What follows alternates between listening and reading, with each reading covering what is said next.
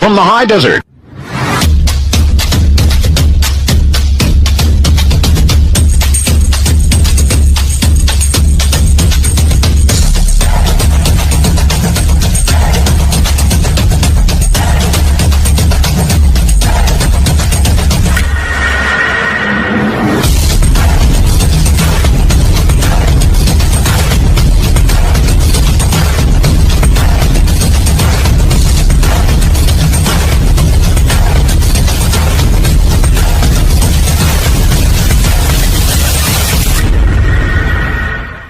Want to take a ride? From the high desert and the great American Southwest.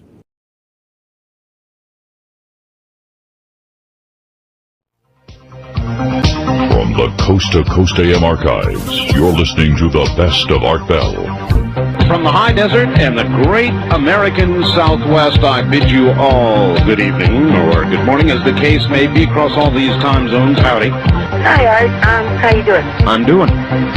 So, from New York City, staying up late, here is Dr. Malachi Martin. For a very long time, I've been on a search for some sort of proof of life after death. Here is somebody who calls himself Single 7. Single, are you there? Yes, I am. There's going to be the biggest UFO sighting of the century. You're listening to Art Bell on Premier Networks.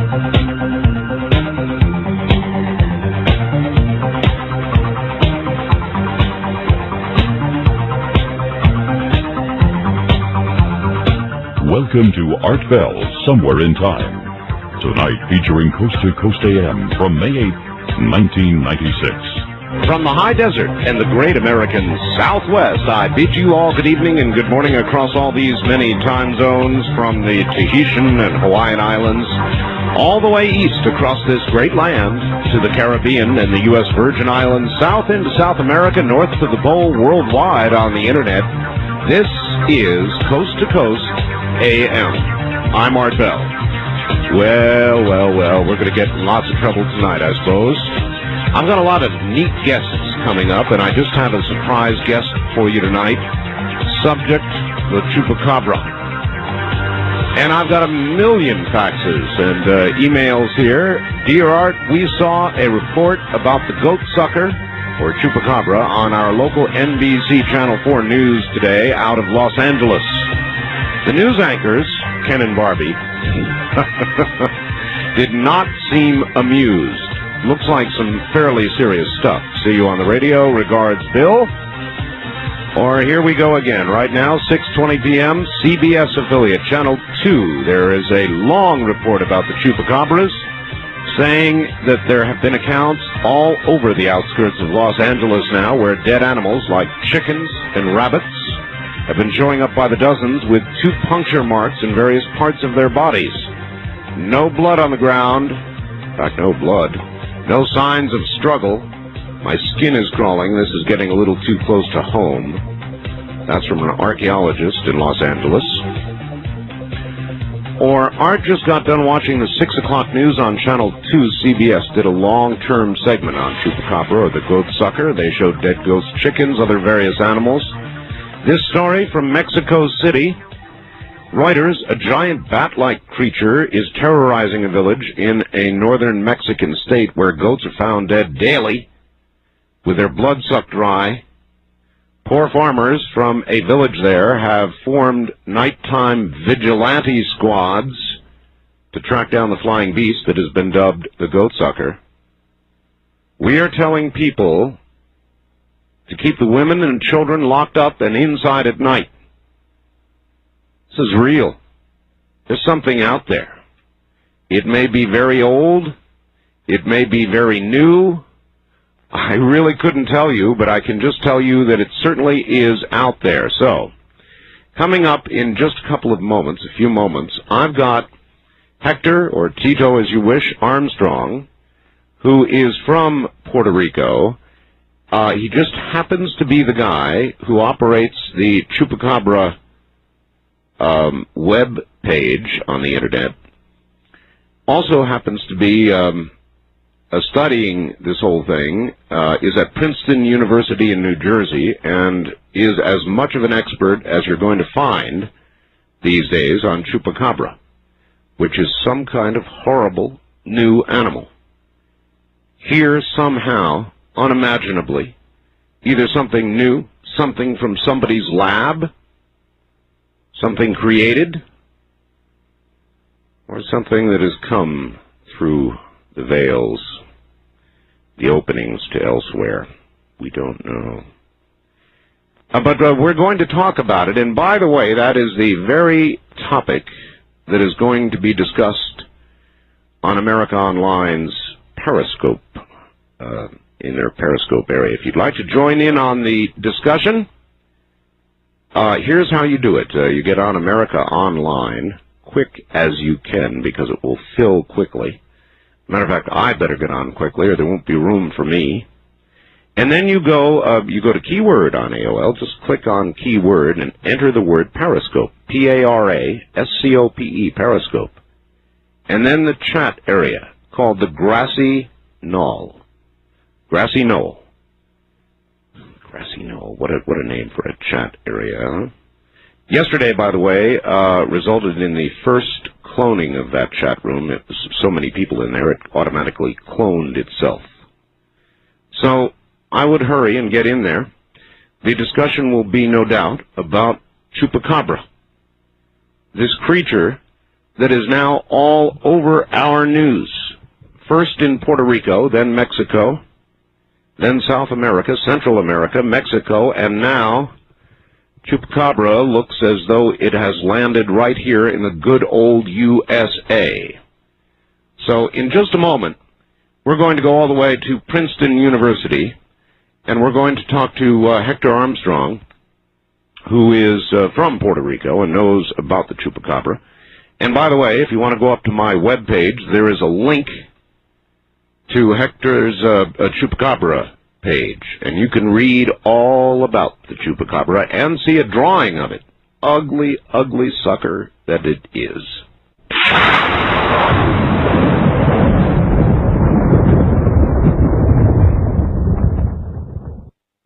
To Princeton University in New Jersey we go, and to Hector or Tito Armstrong. Hector, welcome to the program.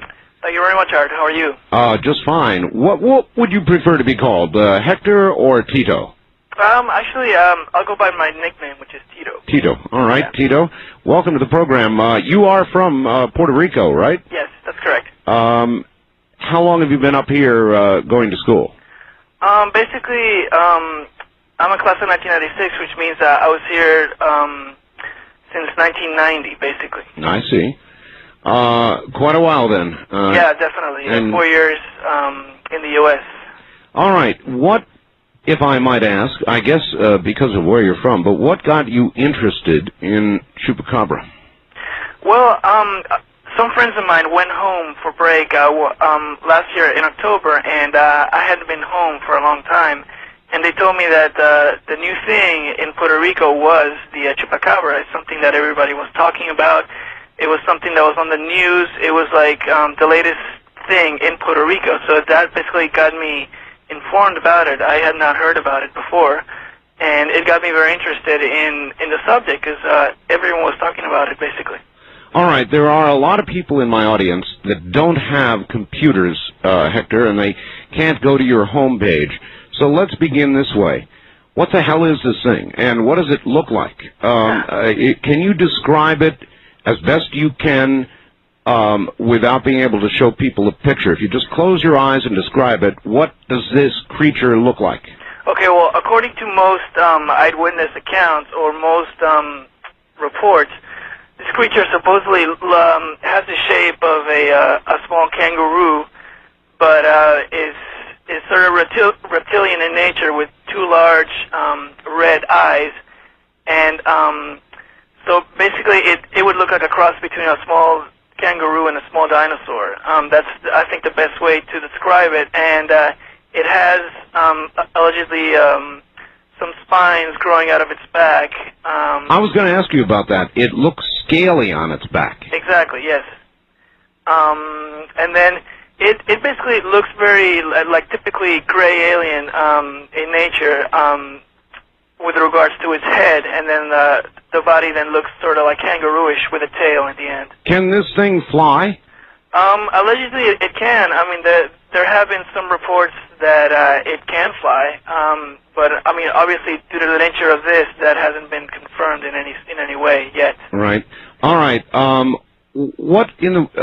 It began, I guess, in Puerto Rico, or at least the first reports were there. Mm-hmm. Then I began to hear reports about South America. Then I started to hear reports about Mexico, and in the last couple of days, suddenly Los Angeles, even Oregon, the U.S. West Coast. How can this thing be spreading so quickly? Well, I mean, I think the most logical thing to assume is that this sort of thing has been going on already for a while, and it's only because of the exposure of the Chupacabra or the name Chupacabra in Puerto Rico. Then people started to link the name to these sort of happenings that have been going on for a while. Well, now, wait a minute. I'm not sure about that, Hector, or Tito. I'm sorry, we'll call you Tito. Tito, because I watch the news very carefully for things like this, and we have not been getting reports, other than an occasional cattle mutilation, of chickens and goats with the blood drained from their bodies and 2 marks on the outside and 4 marks on the inside. We've not been getting those reports. This is fairly recent. Okay, well, then that means that definitely something stranger is going on. I mean, my explanation would sound logical, but I guess that if we haven't been hearing about stuff like that, then this is even more mysterious than we previously had thought. Right. Which is very interesting indeed. It is, and it seems to be spreading quickly. If you had to make a guess, or maybe I'd ask you, Tito, what is the best guess about where this thing comes from? The best guess? Yeah. That's very hard to say. I mean, theories, people have been sending me theories ever since I put the webpage on, and they range from very out there to very mainstream explanations. I would hesitate to hazard a guess, but basically the consensus, if there is any, seems to be that this is something that is not native to the Earth. I mean, however strange that sounds. I think regarding everything that's been going on, that's our best bet. And then if we go from there, then then we go from there. But this is definitely something that hasn't been seen before, and everything about it, even its attacks, the way it does this, samples that have been collected of the creature itself point to something that hasn't been seen, that is not native to the Earth. Not native to the Earth. Which, I mean, by that I mean that for example, the chemical composition of blood samples taken have not been able to be classified in any way, and even the way that this creature attacks animals hasn't been seen before. So that's basically what I mean by this. It is something totally new. Well, the theories I get, Tito, are that it may have come through a veil, through an opening from another dimension. It may be something new. Maybe it's something from one of our labs. You know, we're doing a lot of genetic tampering about these days. So you think, though, that it comes from off-world? Well, I mean, basically, one of the major theories is of course related to the alien theory, especially alien crossbreeding experiments. That's a pretty popular theory currently, and it posits that this creature was created and then somehow either let loose or some other thing in Puerto Rico and elsewhere. I mean, and then this creature has become a native species to the Earth. Then. You think it began in Puerto Rico? I'm really not so sure. I mean, due to the the big, the very big exposure it got in Puerto Rico, and the many animals that were found, I'd have to hazard a guess that at least this type of creature, this type of chupacabra, did start in Puerto Rico. All right. Well, what seemed to begin as a taste for chicken and goats recently seems to have turned to a taste for humans. There's reports now of human beings being attacked. And if one assumes that this creature is a species and it exhibits normal species characteristics, which it means that it breeds or that there's more than one, then I guess it would be inevitable for it to have more and more contact with human beings, and then and interaction or altercation is inevitable then. But I don't think that necessarily means that the chupacabra is ready to or is starting to attack humans per se. But then again, I would be on my guard just in case. Well, I wouldn't want to meet one. Definitely. Another theory that some people have forwarded, there's a story running today about how many thousands of people in the U.S. are dying because of pollution. And there have been a million science fiction movies done about creepy, crawly things that come out of swamps, which, by the way, you've got quite a few of down there in Puerto Rico, I guess. And could it be some reaction to toxicity released by man? Could that have caused, do you suppose, some kind of mutation? That is possible. However, that would mean that the mutation would have happened over a while, because mutations don't usually happen like overnight.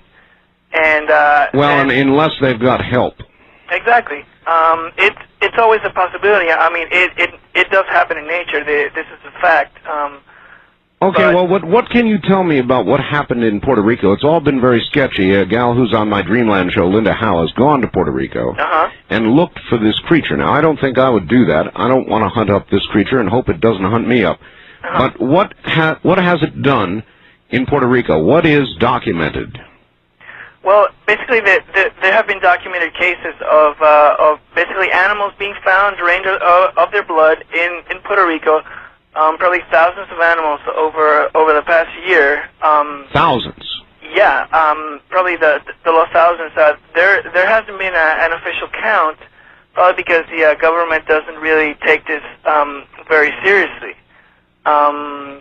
They're basically keeping their distance, and it's basically been the local people who have taken it upon themselves to basically either be on their guard or try to look for this thing, and they have organized a lot of searches for it, and they've come up with nothing so far. If they should find this thing, Hector, would you think they should try and tranquilize it, if that's possible, or put a bullet through its little brain, or, what would you see done with it? Personally, I would definitely not, I would definitely study it, because due to what it does and what it is, I think it presents a very interesting, it's a very interesting chance to learn something new. That's putting it mildly. This is something that is new and should be studied. And if it poses a threat, then I guess people will deal with that when the time comes. But since it's only been attacking animals, I don't think it justifies annihilating it for now. Yeah, okay. Look, sucking blood, or sucking all the blood from a victim, is either bat or vampire-like thing. And could this be a variation of a bat? There are blood-sucking bats, right? Yes, it's totally possible. And due to the fact that a lot of people have reported that this thing flies, then that gives credence to that hypothesis. However, the way that vampire bats work, since they're so small, then they only suck out very little blood out of their victims. They definitely don't drain them dry. That's a good point. And especially since there's only been observed maybe 2 puncture marks in most of the victims, right. most of the animal victims, then that either means that if it is a bat, it's a very big one, and it's something totally new, and which may exhibit the characteristics of a bat, but couldn't be called a bat per se. But that definitely enters into the whole, you know. How big do you think this creature is? People have said that this creature is about maybe 4 feet tall, maybe smaller. That's basically been the consensus out of the many people who have seen this face to face. If you, with all your interest in Chupacabra, had an opportunity to go home to Puerto Rico or even here in the States and come face to face with one, would you do it? Would I do? I mean, if yeah, I think I would do it. You would, huh? Yeah, it sounds like something very, you know, that I would like to do, especially if there had been reports of the Chupacabra or a Chupacabra-like creature attacking humans, that I'd definitely not consider it. But I'll tell you one thing, I wouldn't be alone, and I'll tell you another thing, I wouldn't be totally without any means of protection. Are you a religious person, Tito? Not really. Okay. There are many religious people who would say this is a manifestation of the devil on earth. And certainly some of what it does is pretty devilish, I would guess, to put it mildly. All right, what I would like you to do is hold on. We're going to take a break here at the bottom of the hour. You're listening to Tito Armstrong, who runs the Chupacabra homepage on the Internet and is at Princeton University in New Jersey. And we'll get back to him, and soon your calls and questions about this brand new creature, something new on our Earth. From where? That one's open to speculation, and we'll be right back.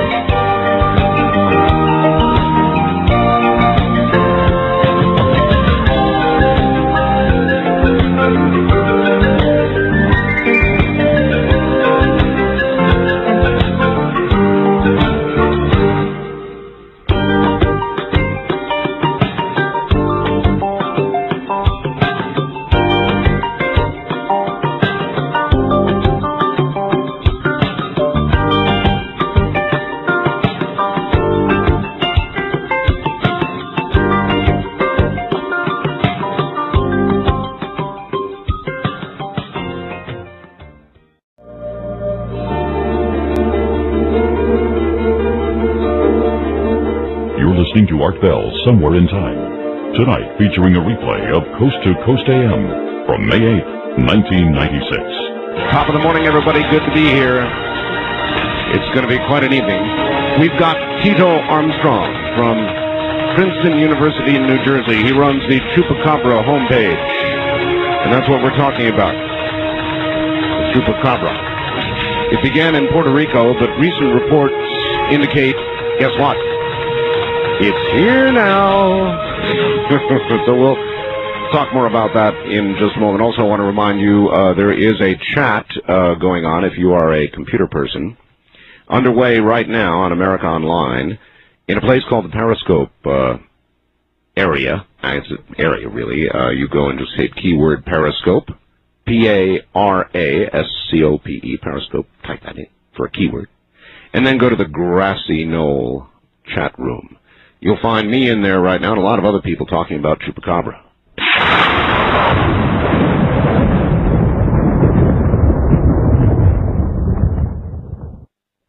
Now, it's back to Princeton University in New Jersey, and Tito Armstrong, who runs the Chupacabra homepage. And Tito, are you there? Yes, I am. All right. One of the people on the chat room that I'm in right now, Tito, wanted me to tell you, and I should not have forgotten this, there have been ongoing UFO reports in and around Mexico City for about the last year, Tito, and this is really serious. I mean, with hundreds of thousands of people seeing these craft, almost now so frequently to the point where they take it in stride in Mexico City. Do you think there might be some kind of relationship between all this UFO activity, and you've had a fair amount down in Puerto Rico, too? Yes, that's right. And the appearance of Chupacabra? I mean, one would think that just because of the sheer volume of sightings that there has to be a link. So, I mean, my best guess, or my only guess would be that, yeah, there has to be a link, but, I mean, that begets the question exactly what is this link? Because we only have that evidence of sightings and that the Chupacabra exists and is on the rampage. We don't have anything else yet, so I would hesitate to... I don't suppose we know a thing about Chupacabra's sexual habits, do we? Nope.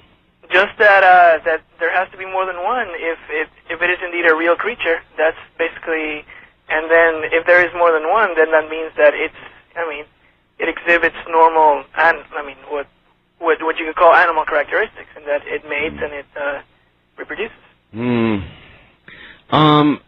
I can't think that a lot of us would like a lot of these around. I mean, first of all, 4 feet. I mean, you can deal with a bat, the stories of bats that suck blood, and that's one thing. But when you start talking about something 4 feet tall, it's going to have a big appetite. Exactly, and it's. I mean, the one concrete true fact of this whole thing is that it's this. I mean, whatever it is, it's hurting people economically. So, I mean, and the way things work in this country and elsewhere, that basically is reason enough to get rid of these things. I mean, if that's good or bad, I don't know, but I mean... I don't know either. I mean, wolves, you remember wolves, they hurt farmers economically and would kill farm animals. Yes. And they thought at first they should be eradicated from the face of the earth because they were killing farm animals. But now they're taking wolves back into Yellowstone and trying to repopulate, to the astonishment of some farmers out there, trying to repopulate Yellowstone with gray wolves. So I wonder, in this modern day and age of politically correct everything, if Chupacabra might not be listed as an endangered species. Who's to say? I mean, if the Chupacabra exhibits the characteristics that people say it does, then I guess keeping it under control would be nearly impossible if that were true, and that makes it a lot difficult for it to follow the example of the wolf. But then again, I mean, it is way too early to speculate on that. You would rather see it studied, I take it, than eradicated. At least, well, yes, at first. I mean, I think it would sound stupid for me to say, yeah, we should eradicate this. I mean, without gaining as much insight as we can as to what it is, or what does it do, and why does it do what it do. So, I mean, I definitely take the line that this thing should be studied. This phenomenon should be studied. Yeah, Tito, where are you from in Puerto Rico? I'm from a city called Ponce, which is on the south coast of Puerto Rico. Where has has the action, when it began in Puerto Rico, did it begin at one part of the island, or did it sort of spread everywhere? I'm not sure. I mean, the only thing that I can say is that it started in rural areas, possibly to the northwest of the island, and but it definitely was not limited to that area. It either spread or was there already. So this is definitely not something that was localized in Puerto Rico, even though it's a very small island. All right, look, we've got a link on our webpage over to your webpage, so people can very easily jump over there. Let me ask you this. What's on your homepage that people can see? I have various articles from many magazines and some newspapers that detail the whole Chupacabra phenomenon from the beginning, from when it became very, very prevalent in the news. I have an article, for example, from a magazine called Strange Magazine, and I have an article from various other internet resources that pretty much sum up what the Chupacabra is and what people have been seeing and what has been the result, which is animals being found with their blood drained. And that's one part of the page. Another part of the page deals with like the Chupacabras as a cultural phenomenon, the way people have been commercializing this. And yeah, I think you can get a Chupacabra T-shirt now, right? Yeah, I own one myself. Oh, you do? Yeah, my grandmother sent me one from Puerto Rico. Apparently they're selling very well there and in New York, is what I've been hearing. When I first heard about this, I thought urban or even suburban legend, you know, sort of a myth. Yes. It sounds like a mythical creature, but now the reports are getting too numerous, too many reports to believe that. I think something's... So one of two things is happening. Either we have this urban-suburban legend that is growing by leaps and bounds, or the Chupacabra is growing by leaps and bounds, because one little Chupacabra certainly could not... there's no way that it could spread from Puerto Rico to South America, Central America, North America now, all the way up to Oregon, for heaven's sakes. Definitely. They've got to be out there doing a bit of breeding. Do we know anything about its habitat? In other words, first it sounded like a warm or tropical area, semi-tropic area, inhabitant, but now it's spreading north into temperate zones, and that's a little frightening. Yeah, I mean, I guess you could speculate all day on its habits. I mean, just from the evidence we have, I think we can draw a few conclusions in that it's not very basically limited to climates such as Puerto Rico, and we may even speculate that the chupacabras or a chupacabra-like creature moves to find either food. I mean, just like any other animal.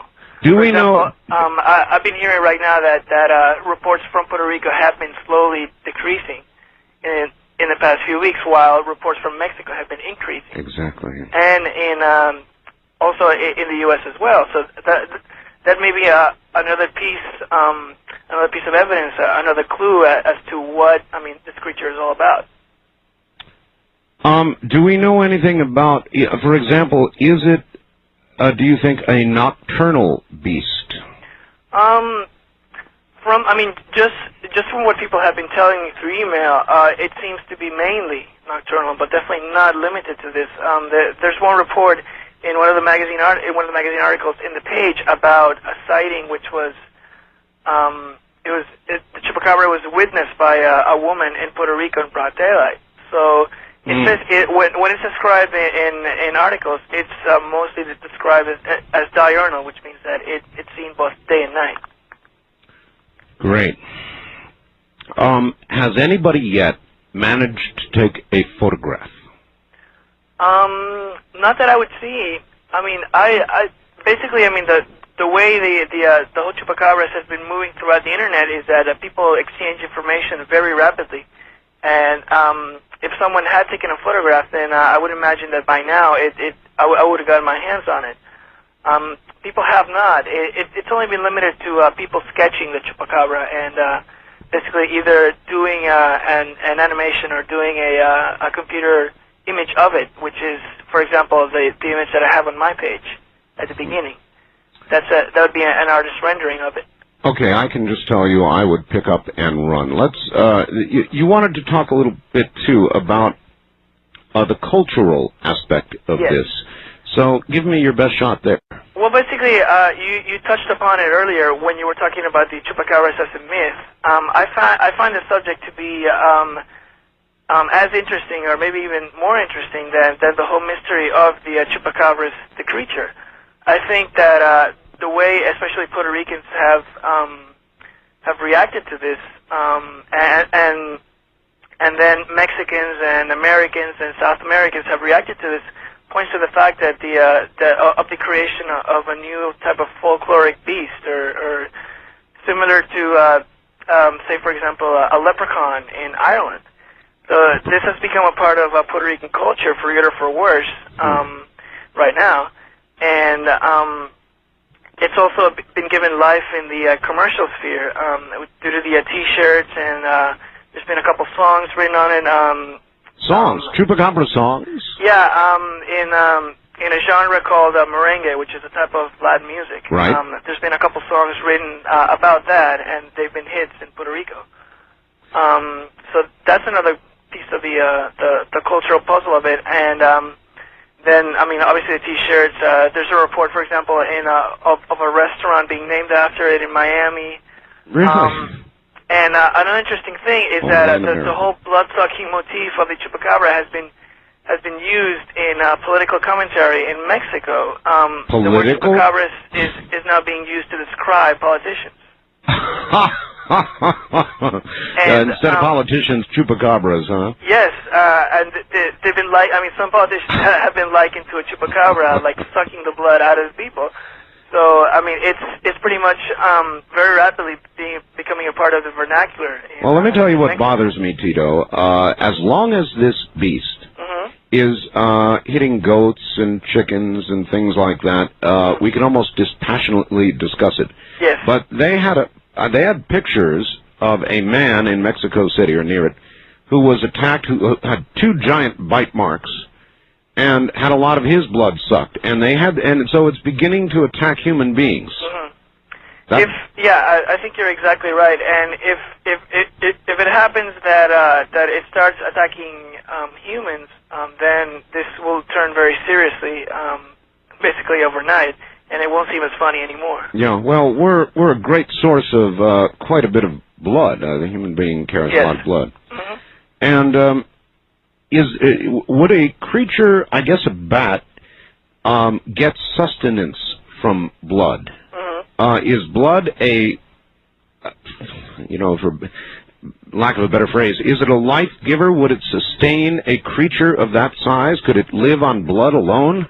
Well, I have a couple sources in Puerto Rico who are telling me that this creature does not like human blood. How this person got this information, I really can't say, because I don't know. I know this person personally, and I trust his judgment. So this is what he's saying. And besides that, people who have been emailing me, some people who seem to have some sort of information, which I don't know how they got it. They say that this is not the case. However, I mean, obviously, you have to take this with a grain of salt. So I really can tell you, until we see this creature attacking humans, then we can assume that it's going to continue to do this, and maybe, hopefully, the man in Mexico City incident is an isolated event. Hopefully. But, these reports, I'm quite shocked that the major networks are reporting on this in Los Angeles and elsewhere, and they're treating it not like the UFO stories, where, frequently at the end of the newscast they all have a little laugh and so forth. They're not laughing. You mean they're treating this seriously? Yes, that's right. Yeah, that is very surprising. I think in some ways it's unprecedented. And that definitely is another piece of evidence that something serious is going on. What that is, then we don't really know for sure, but that definitely something. That this is something seriously. All right. And it shouldn't be totally dismissed. Obviously, because of the lack of evidence, this shouldn't be taken totally seriously. But we should be looking for to find answers. All right, let's take a couple of calls before the top of the hour, Tito, and see what people have to say. East of the Rockies, you're on the air with Tito Armstrong about the Chupacabra. Hi. Hello, Tito. Hello. With the Chupacabra, do you think there's any, you talked about it like being from a manifestation from hell or something of that effect? No, I did. You did. I said, obviously a religious person is going to think this thing, the way it looks and the way it operates, is from down under. And I don't mean Australia. Yeah. Do you think there's any correlation between that and Howard Stern and Baba Booey? Without a doubt, sir. Tito, what about you? Without a doubt. It's unanimous. Okay. In your ear, sir. West of the Rockies, you're on the air with Tito Armstrong. Hello. Hi, Art? Yes. This is Bill from Reno. Hello, Bill. Yes. I believe this Chupacabra thing. Chupacabra. Yes, I believe it to be older than we are. This is more than likely a survivor of the Great Extinction living underground. Well, now there's something I hadn't thought of, Tito, that this thing may have come from a subterranean location. Well, I've been hearing about the subterranean motif linked to the Chupacabra, and so some people have said it. I mean, I don't know.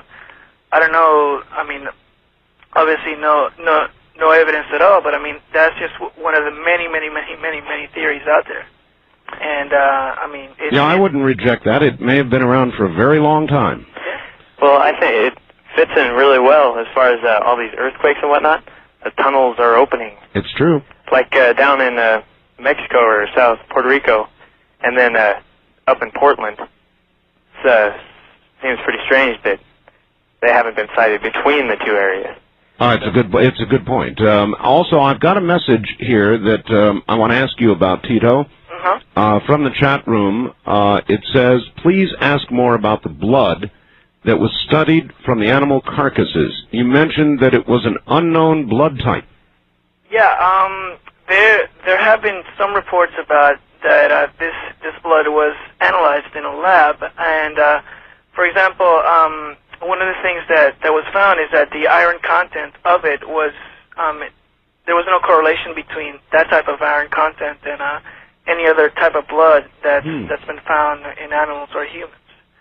Oh, that's odd. Yeah, it is very odd. I mean, I really cannot confirm this report at all, but if this is true, then I mean, then that's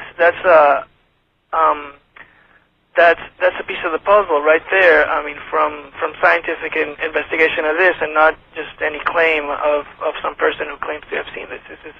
If this is true, then it could be actual evidence pointing out that this is something new. I mean, a creature that is not that has no. That is new to this earth, or as you said, a mutation of some sort. Well, I'll say this much. Whatever it is, it seems to me that we've got to get one and study it, and we've got to find out what its sexual habits are like and whether it's multiplying. One can only imagine, with all the reports across this many miles, that it is multiplying rapidly. And you've got to wonder how we should react to it. In other words, whether it is something new, even though horrible to us, normal, and it should be here, or whether we should, as a civilization, decide we are going to eradicate it. But before we do either one or make a decision, we've got to know more about it, which means we've got to get our hands on one. Exactly. I mean, and I guess this is time to bring up the government cover-up angle, which is alive and well with the chupacabras, as it seems to be with a lot of things nowadays. Some people have said that the government has captured a couple of these creatures. Oh? And, I mean, this is obviously unconfirmed, and I have no way of knowing this is true. It's just something someone said probably in an email. Probably at Wright-Patterson Air Force Base, no doubt. Could be, and that they are studying this right now. And then I think it would, if I was a government official, then it would be logical for me to keep this quiet, at least for the time being. Until you figured out what you were dealing with. Exactly, to prevent panic. and basically the same philosophy that people have been saying that the government hasn't been forthcoming about UFOs is that they want to avoid a panic. So if I was them and I had a creature, then I would definitely keep it quiet for now. All right. Tito, hold on. We're going to take a break here at the top of the hour. My guest is Tito Armstrong. The subject, an unusual one, La Chupacabra, which now is making its debut appearance here in the U.S., so it's worth listening to. Anybody want to make a blood donation? A lot of calls when we come back.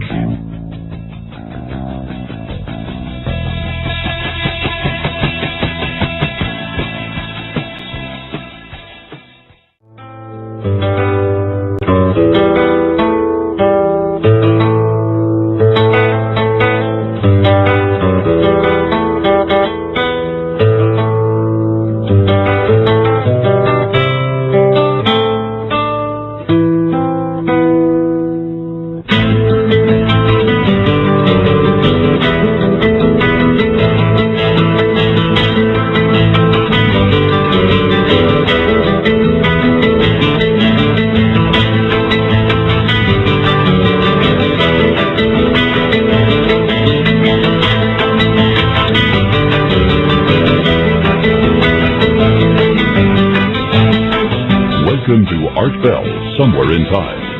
Tonight featuring Coast to Coast AM from May 8, 1996. Good morning, everybody. We just did 2 hours on Chupacabra. You know me, I like doing different stuff.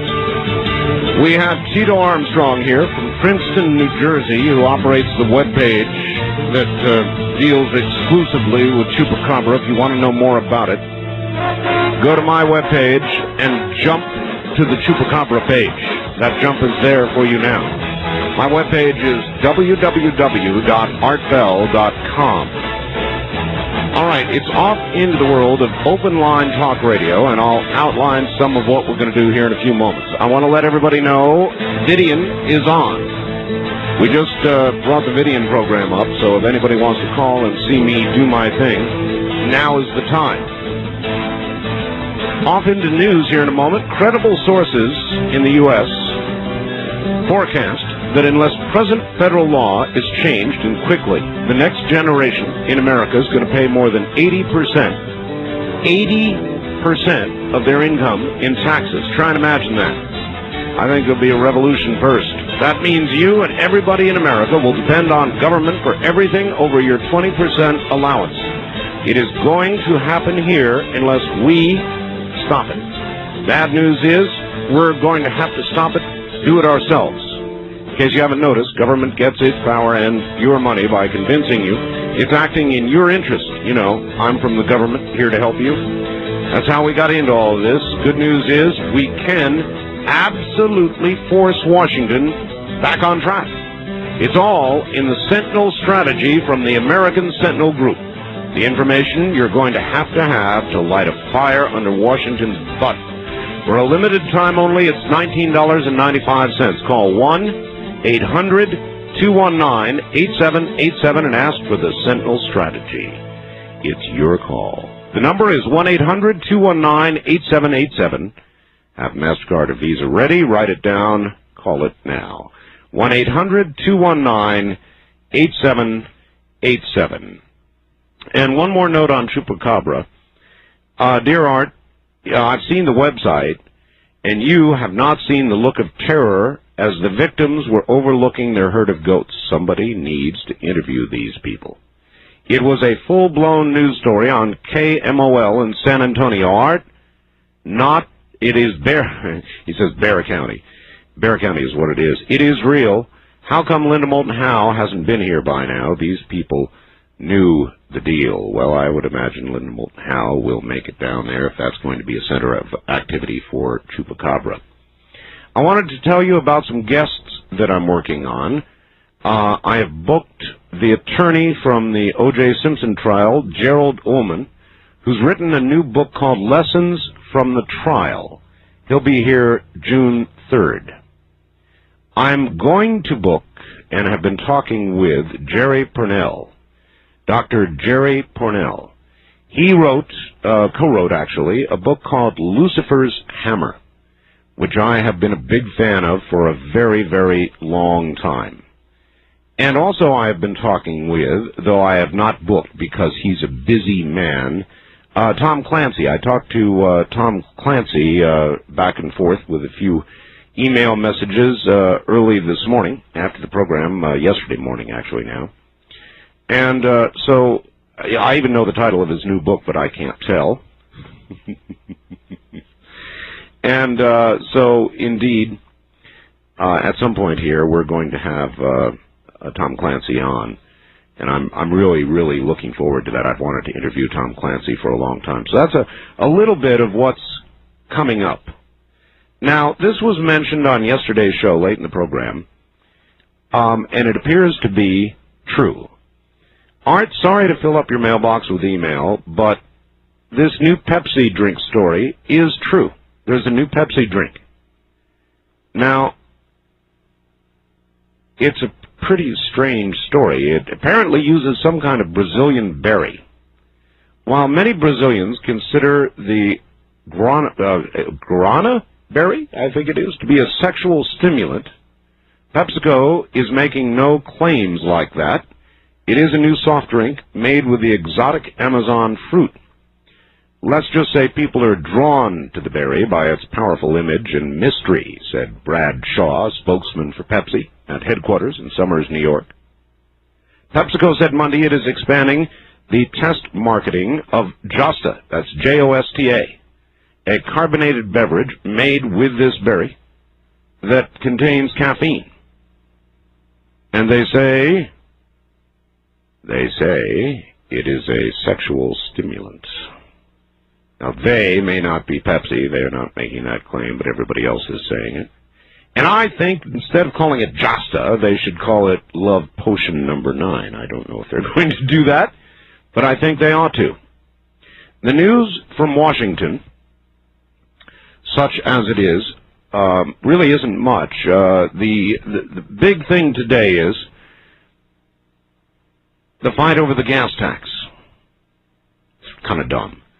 The president had a news conference. Bob Dole had a news conference. The president said he wanted 2 good, clean bills. A temporary repeal of the 4.3-cent gas tax, temporary, through that wording, and a hike in the minimum wage. He'd want that to be permanent. Bob Dole said, well, okay, let's do it, but we'll have 3 clean bills. We'll have the repeal of the gas tax. I think Bob Dole wants it to be permanent. Yes, we'll have a hike in the minimum wage. And number 3, a union labor act, also clean, called the Team Act. Well, late in the day, the president said he'd veto number 3.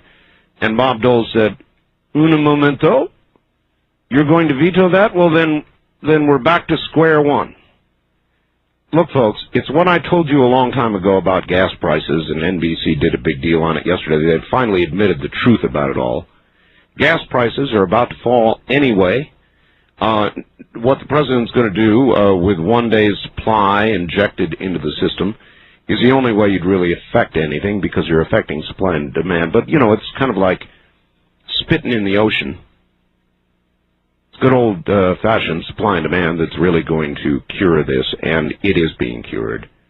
Foreign oil imports are up, refinery output is up, inventories are up, wholesale gas in the last week went from 77 to 68 cents. More importantly, crude oil has fallen $4 per barrel since February. So all of this is going to be apparent at the pump soon. Prices should fall by about the middle of this month, so that you might know what other nations pay for their gas. In the U.S. now, we have an average of $1.46 per gallon. Britain, $2.99, Japan, $3.90, and in the Netherlands, if you want to tool about, it will cost you $4.43 a gallon. So the whole thing, the political manipulation of this is exactly that, political manipulation, and it's ridiculous. Supply and demand is what is either going to cure or kill all of this.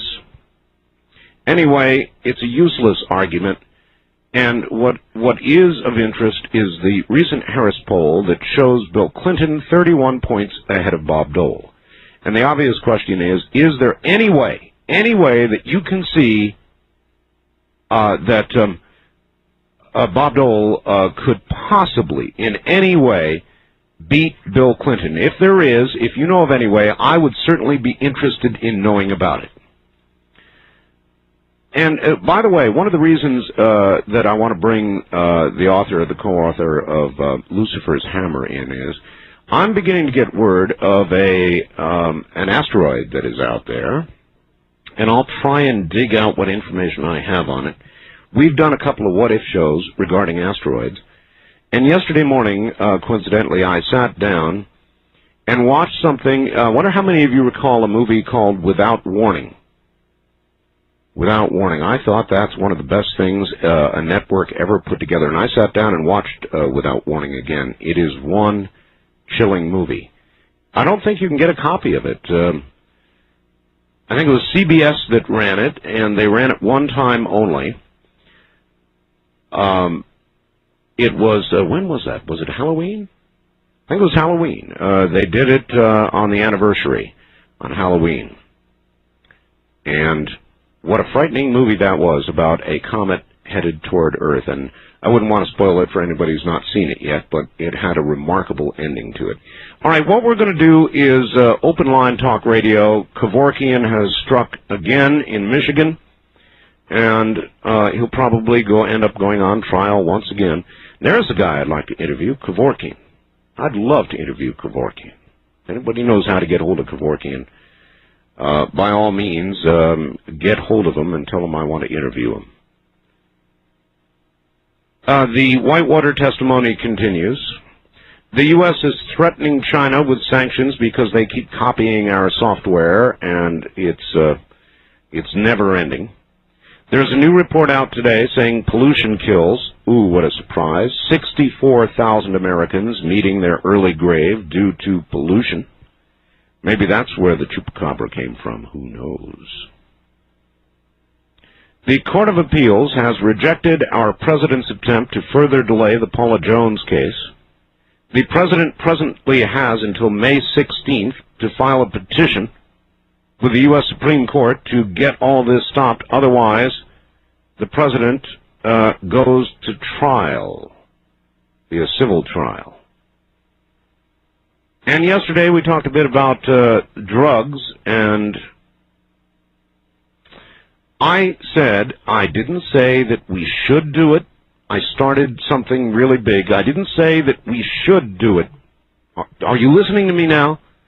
I said that it would work, that the government or anybody else could, in effect, interdict some drugs, hardcore drugs, you know, crack cocaine perhaps, heroin, that sort of thing, and covertly poison those drugs, and the net effect would be people would stop using them.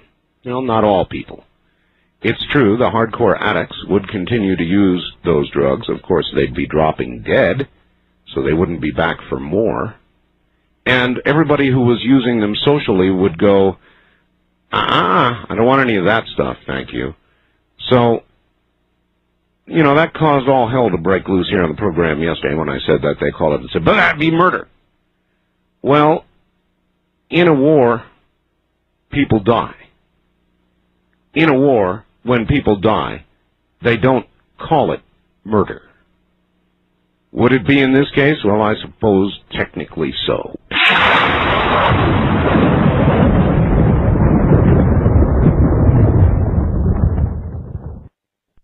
All right, anything is fair game for talk radio here. Anything at all you want to talk about, let's rock. West of the Rockies, you're on the air. Hi. Hi, how you doing? This is Rafael from Bakersfield. Yes, Rafael.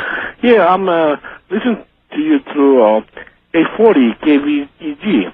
That's right. Well, I'm buckling in the Bakersfield station because they don't give you the Dreamland complete. So. Oh, I see. I'm telling everybody in Bakersfield, watch it on 840. Listen, no, you don't watch. We're not on television, Rafael. We're radio, so you got to listen to it on 840, or of course KNZR in Bakersfield. All right. Anyway, I want to talk about the drug. Remember, about 15 years ago, marijuana was contaminated with some kind of... Paraquat. Paraquat. It was called paraquat. Paraquat, yeah. That didn't stop it at all. No. But that also didn't kill people. Well, made them very sick, though. Made them sick. Well, there's a big difference. Yeah. Another thing I want to tell you about is about... you talk about the character of Clinton all the time. Well... I don't know if you remember Reagan. I remember Reagan. Reagan, yeah. I mean, he was married to Jane Wyman. Yeah. You know. Yeah. And he got Nancy Wilson impregnated. Yes. I mean, you know, being a married man. But, I mean, he did marry her, right? Well, after that, but talk about character, man. He married her, though. Yeah. So another thing, the Chupacabra. Did the honorable... that's quite a jump. Now we're going to talk about Chupacabra, all right? Well, I have a lot of things. Oh, you should read the latest Roswell letter, too. Oh, you mean the one I got? Right. Yeah, you're right, I should. Yeah, Chupacabra. You know Chupacabra, what it is? What is it? It's the ghost of Richard Nixon.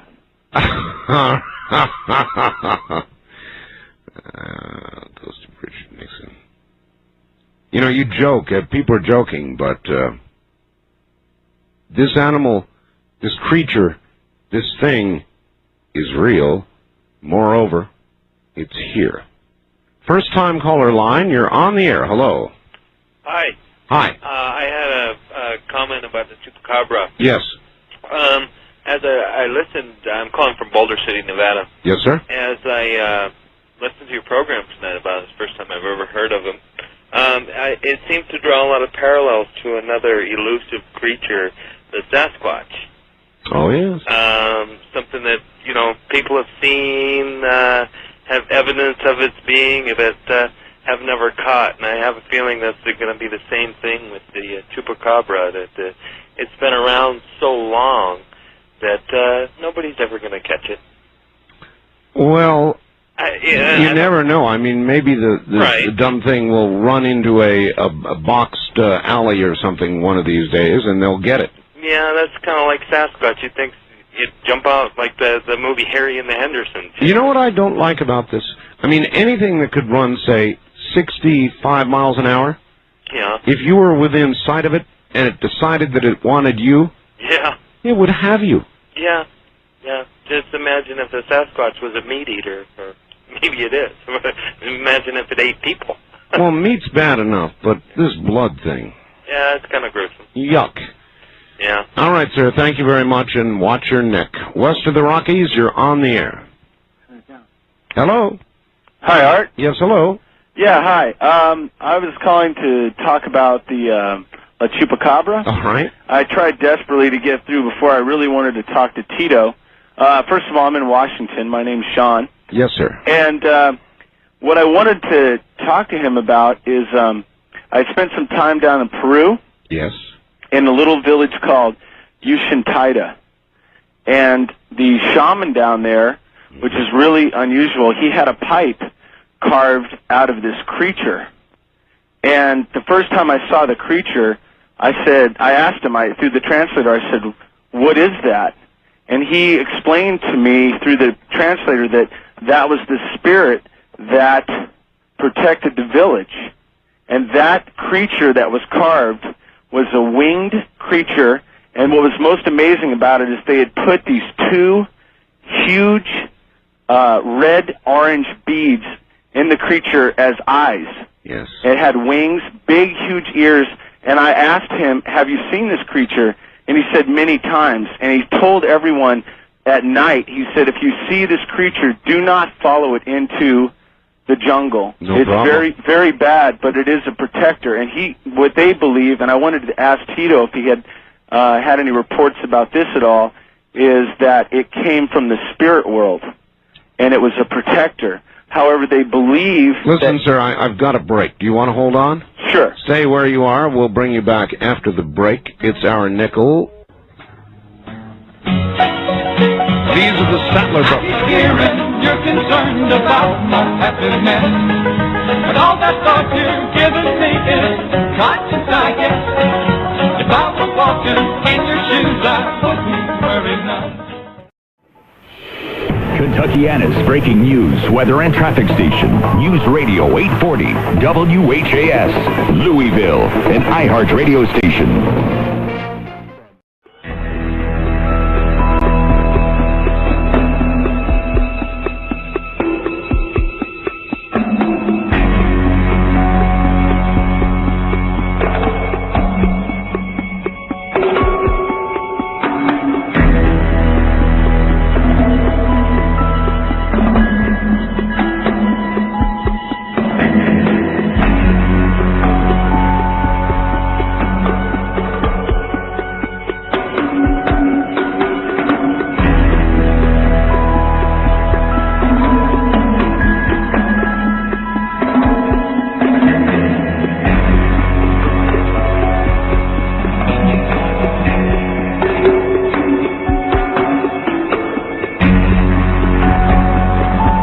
To Art Bell, Somewhere in Time. Tonight, featuring a replay of Coast to Coast AM from May 8, 1996. It certainly is, and I've got a little information for you here.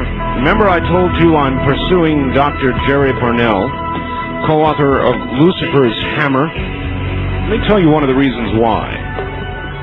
I got this delivered to me on the internet today. Astronomers are keeping a watchful eye on Machholz 2, a comet discovered to be racing toward the sun by an American scientist last month. Shortly after the comet was discovered, observers reported the comet had broken up in a manner similar to comet Shoemaker-Levy 9 before its impact with Jupiter in July. There is some concern that fragments of comet Machholz 2 could impact the Earth in the future. 5 fragments have been spotted thus far. All are headed for Earth's orbit. However, astronomers warn it is extremely difficult to predict the long-term behavior of the comet fragments and advise the comet will be monitored closely. That was from Dr. Byron Weeks, who signs it, "Let a smile be your umbrella."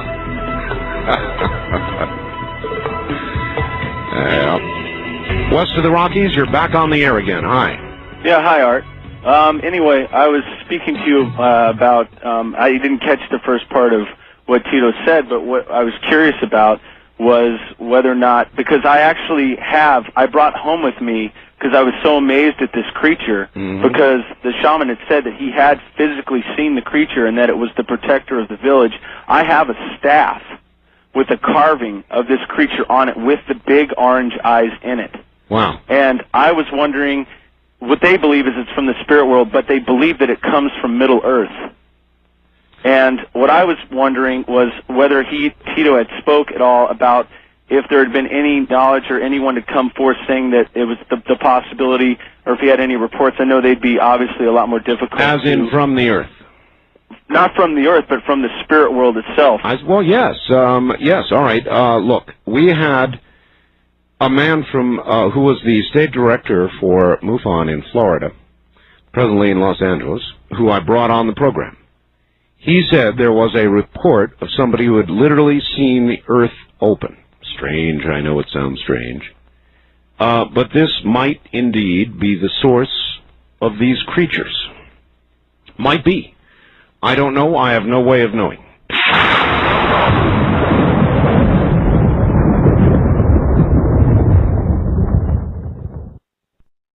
All right, back to it we go. Frankly, I am not surprised by reports of the Chupacabra. I'm not surprised that these kinds of things are going on. Somehow, it all fits in, doesn't it?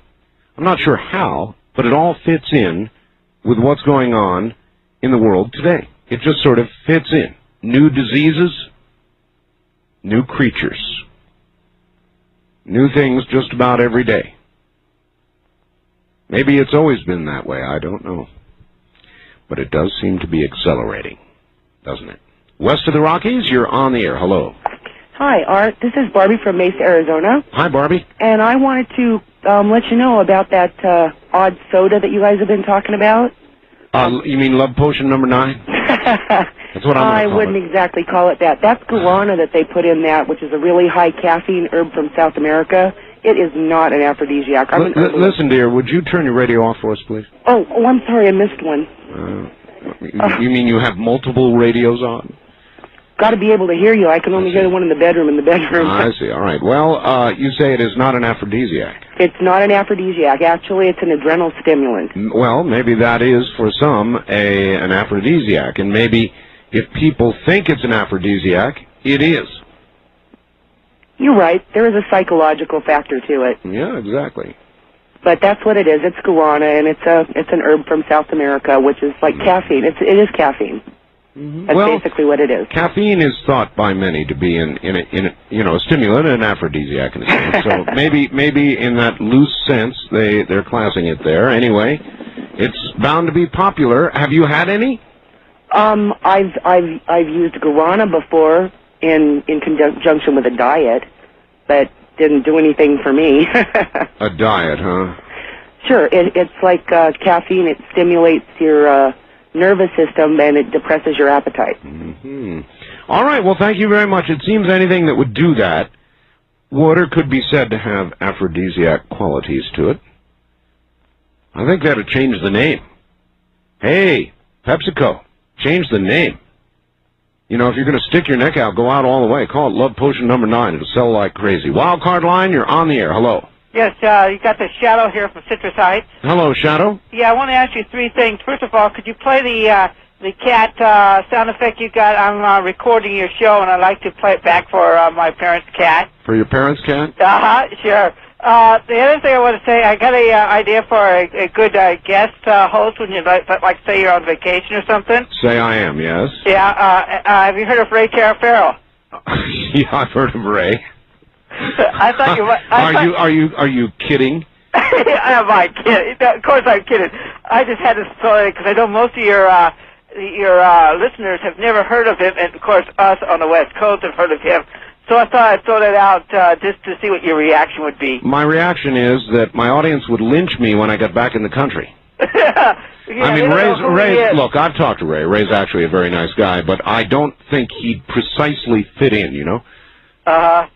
Oh, anyway, I just want to say hello to everyone working for Premium Security. That's the company I work for. Premium Security, huh? Yep. All right, you got in your plug. Okay, bye. Thanks, bye. Ray's a good guy, actually. Ray is every inch the liberal on in San Francisco. And I've listened to Ray for years. It's the only radio I ever kicked. Once I kicked a radio listening to Ray. It was a horrible thing to do. I regret it to this day. He's something else. Anyway, by request, here it comes.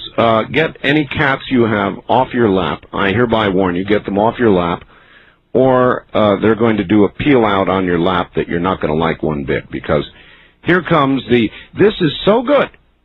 So good. Even my cats, who have heard it now a million times, react the same way every time they hear it. They go absolutely nuts. I am convinced the following is a real true sound of a cat getting its tail stepped on.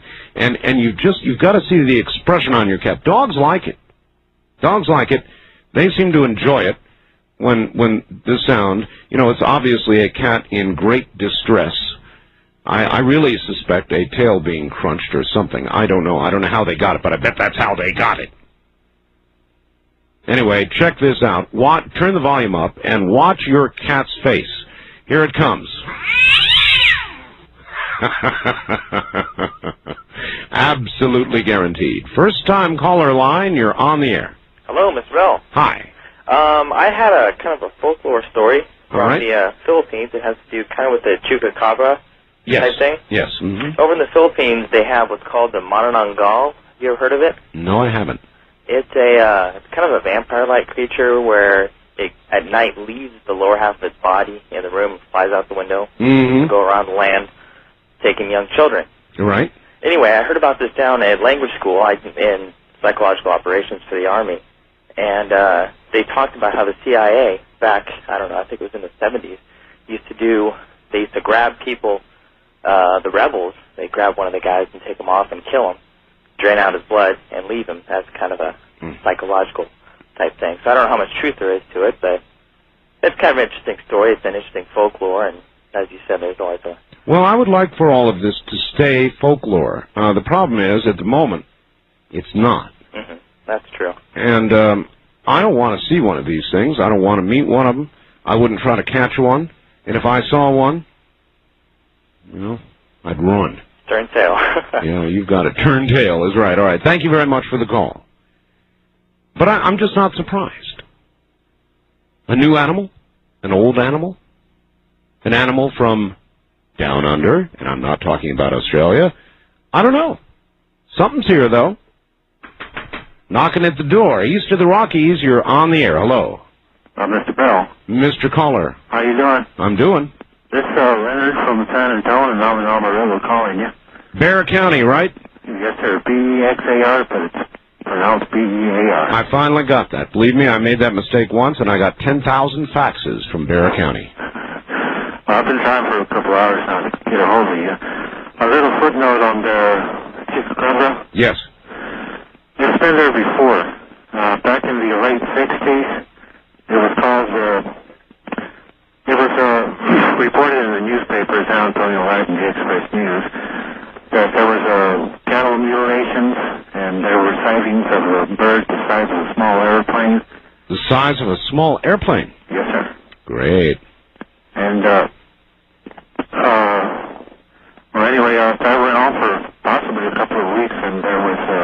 Are they running a lot of stories about this now in San Antonio? Sir, I haven't been home in about a month and a half. I'm a truck driver. Oh, so you're not in San Antonio now? Well, I'm from all over the United States. Where are you now? I'm in Amarillo. Amarillo? Yes, sir. Okay. Well, all right. Thank you very much. Yes, there are. I can tell you I was asking because I already knew. There are a lot of stories running now about Chupacabra in San Antonio. And if you look at a map, if you look carefully at a map and look where San Antonio is, it's no big surprise. Look at Mexico, look at San Antonio, and look at the southern U.S. border and California. And I don't know about this, all the reports we're getting right now from Oregon. But it makes sense that it would be hitting in the border areas first. And bear in mind, there is a story from Mexico City. It was on Mexican television network showing a man who had been unfortunately attacked by Chupacabra. So it's getting fairly serious. East of the Rockies, you're on the air. Hello. Hi, Art. This is Deborah in Columbia, South Carolina. Hi, Deborah. I was thinking about your recent show on the Philadelphia experiment and the cloaking process. Yes. That the gentleman said he could reproduce. And it reminded me of the Chupacabra being able to appear and disappear. And I wonder if during these experiments they've maybe opened some kind of door and let something in they didn't know about. It's entirely possible. Well, thanks, Art. I sure enjoy your show. Thank you. Take care. Sure, who knows? It is absolutely open to speculation at this point.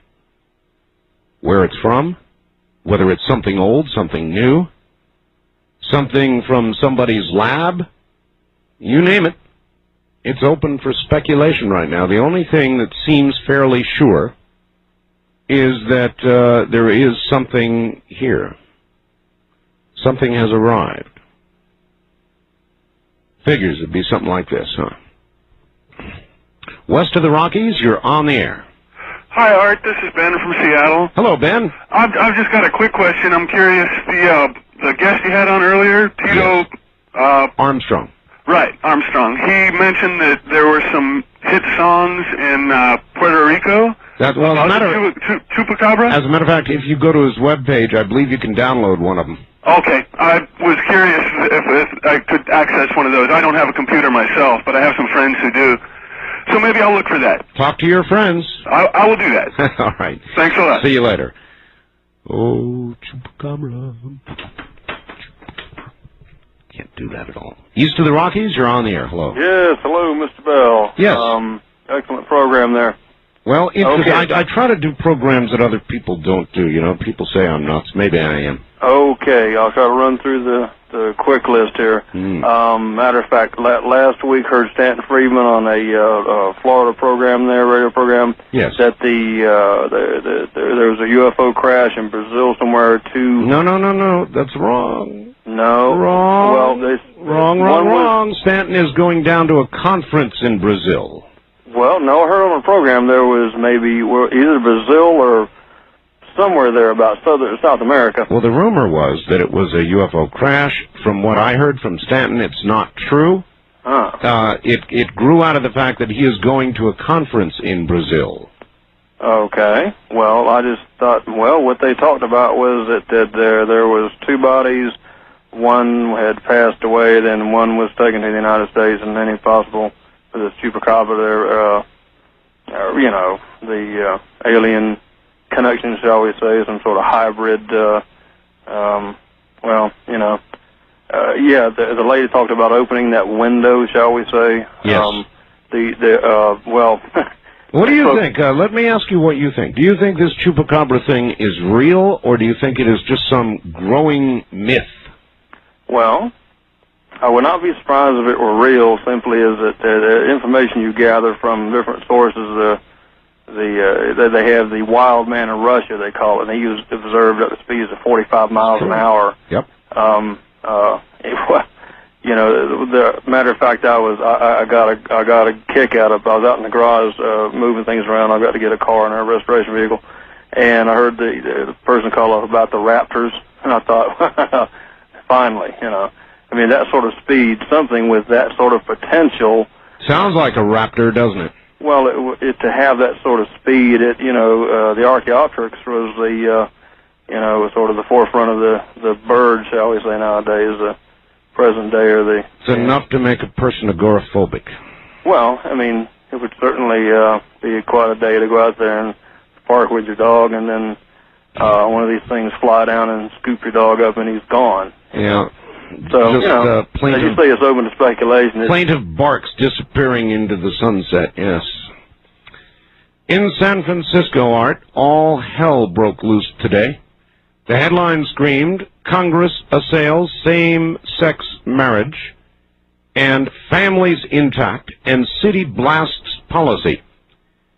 And such regarding a bill introduced to define marriage as one man, one woman. A bill introduced to define marriage as one man, one woman. When, my faxer says, are people going to decide that they need to speak up?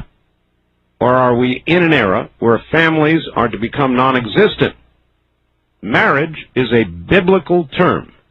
In states where same-sex marriage is proposed, the statutes force churches and synagogues to fall under the political strong-arm of having to perform such marriages. If union were the term, it would almost be different, but no, the term marriage is used in all cases to, 1, make folks feel normal. Adoption is next, because when marriage doesn't do it, maybe kids will. 2, eliminate the objections of the Bible and Quran and such, believing churches, synagogues, and temples. And 3, pave the way for the formation of an official religion in violation of the First Amendment, but who cares, under a world government. Come on, folks, wake up. Art in San Francisco. Well, how do you guys feel about that? Should marriage be defined by law as one man, one woman? West of the Rockies, you're on the air. Art Bill. That's me. Hey, John from Sacramento. Hello, John. How you doing? I'm doing Love the show. Yes. Just wanted to say, doo-doo-doo-doo. That was it, huh? I think that was his attempt at Gabriel's horn. It wasn't a very good one, was it? That was more like Tim's horn or something. East of the Rockies, you're on the air. Hello? Hello. Yes, who is this, please? Who are you calling? I'm trying to get a hold of Art Bell. Well, then this is your lucky day. Oh, finally. Yes, where are you? Leavenworth, Kansas? Leavenworth. Right. Yes, I'm calling about the Chupacabra. Yes. Because my parents reside in Puerto Rico. I had heard about this a long, long time ago when it first came out in the news. Right. And it was brought out by the mayor of the town where this creature first appeared, and it's called Canovanas. Oh. And it's a very small town, almost at the foot of the El Yunque National Forest. Right. And when he first brought it out, and called the news and the law enforcement, everybody was like making fun of him. Mm-hmm. Saying, well, he's just trying to call attention to himself. But he persisted with the information that this is really going on.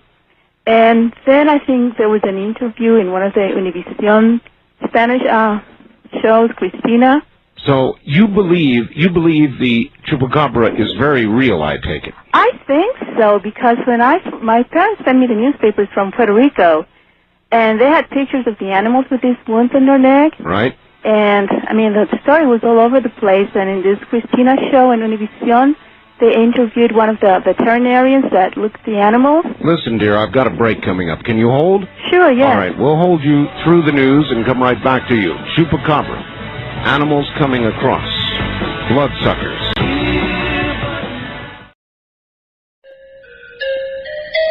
You're listening to Coast AM with Art Bell, live on the CBC Radio Network. To call the show toll-free from across the nation, dial 1-800-618-8255. The wildcard direct lines are area code 702-727-1295. That number is 702-727-1295. And if you've never called the show, try the first-time caller line at area code 702-727-1222. Anybody east of the Rocky Mountains can use the first-time caller line at area code 702-727-1222. When your call is answered, please turn down your radio. Each caller will be allowed up to 3 minutes, giving more listeners a chance to join in. And now, enjoy Coast to Coast AM with Art Bell.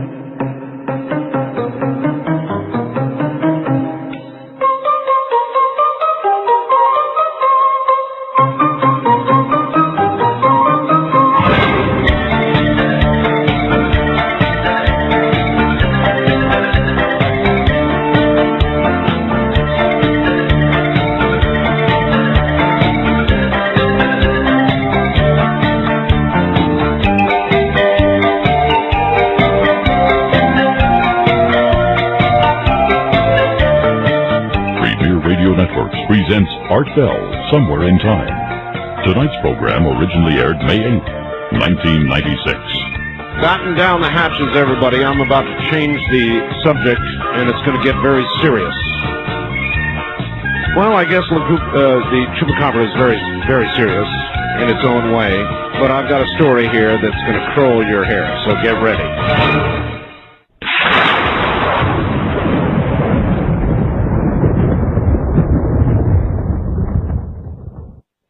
Let us finish up with this young lady, and I'm sorry, where were you? Leavenworth, Kansas. That's right. Home of the famous prison. Yep. Got it. That is what Leavenworth is famous for, right? That's true, and a couple of other prisons around this place. It's called Prison Town. Prison Town, huh? Well, anyway, on La Chupacabra. Yes, going back to the chupacabras. This animal first appeared in Puerto Rico, and lately it's been appearing all over the place, but it's also been all over the island, too, in different towns, different, like West Coast, East Coast, Southern Coast of the island. Yes. And it's getting pretty weird. At first, I was skeptical, too, I said, this is just publicity, whatever. But then I watched Unsolved Mysteries, and they had sent a crew down there, too, to look into it. And some other people that are related to UFOs and things like that also went on there to look into it, but nothing has come out. No one has come out with anything real about what's going on. Even our Linda Howe from Dreamland has gone down there and interviewed people who have seen this damn thing. And so I too have come around. I first thought myth, weird, odd, and so forth and so on. Right. But now the reports appear to be everywhere. Right, yeah. So we've got it here. Are you originally from Puerto Rico? Yes, I am. I can tell by the way you say Chupacabra so well. Let me hear you say it one more time. Chupacabra. Oh, cute. All right. And the way it's got its name is because the first animals that were dead were goats, and the farmer, just named the animal Mr. Chupacabra, so... Well, let's hope it doesn't acquire a taste for little Puerto Rican girls. I hope not. I'll see you later. Okay, I love your show. And thank you. Carry on. Take care. Carry on. Well, carry on in a moment is going to be some pretty serious stuff. This comes under the category of I told you so, I guess. It comes to me from KONA, our affiliate in Tri-Cities, Washington. Thank you, Fred. It is an Associated Press story. And Fred writes to me, Art, a little something this morning to brighten your day. Associated Press, folks, in case you want to know where it's from. Oregon News. Members of the Eastern Oregon Militia say they are prepared to declare war. I said declare war on the U.S. military if the Freeman standoff in Montana should turn violent.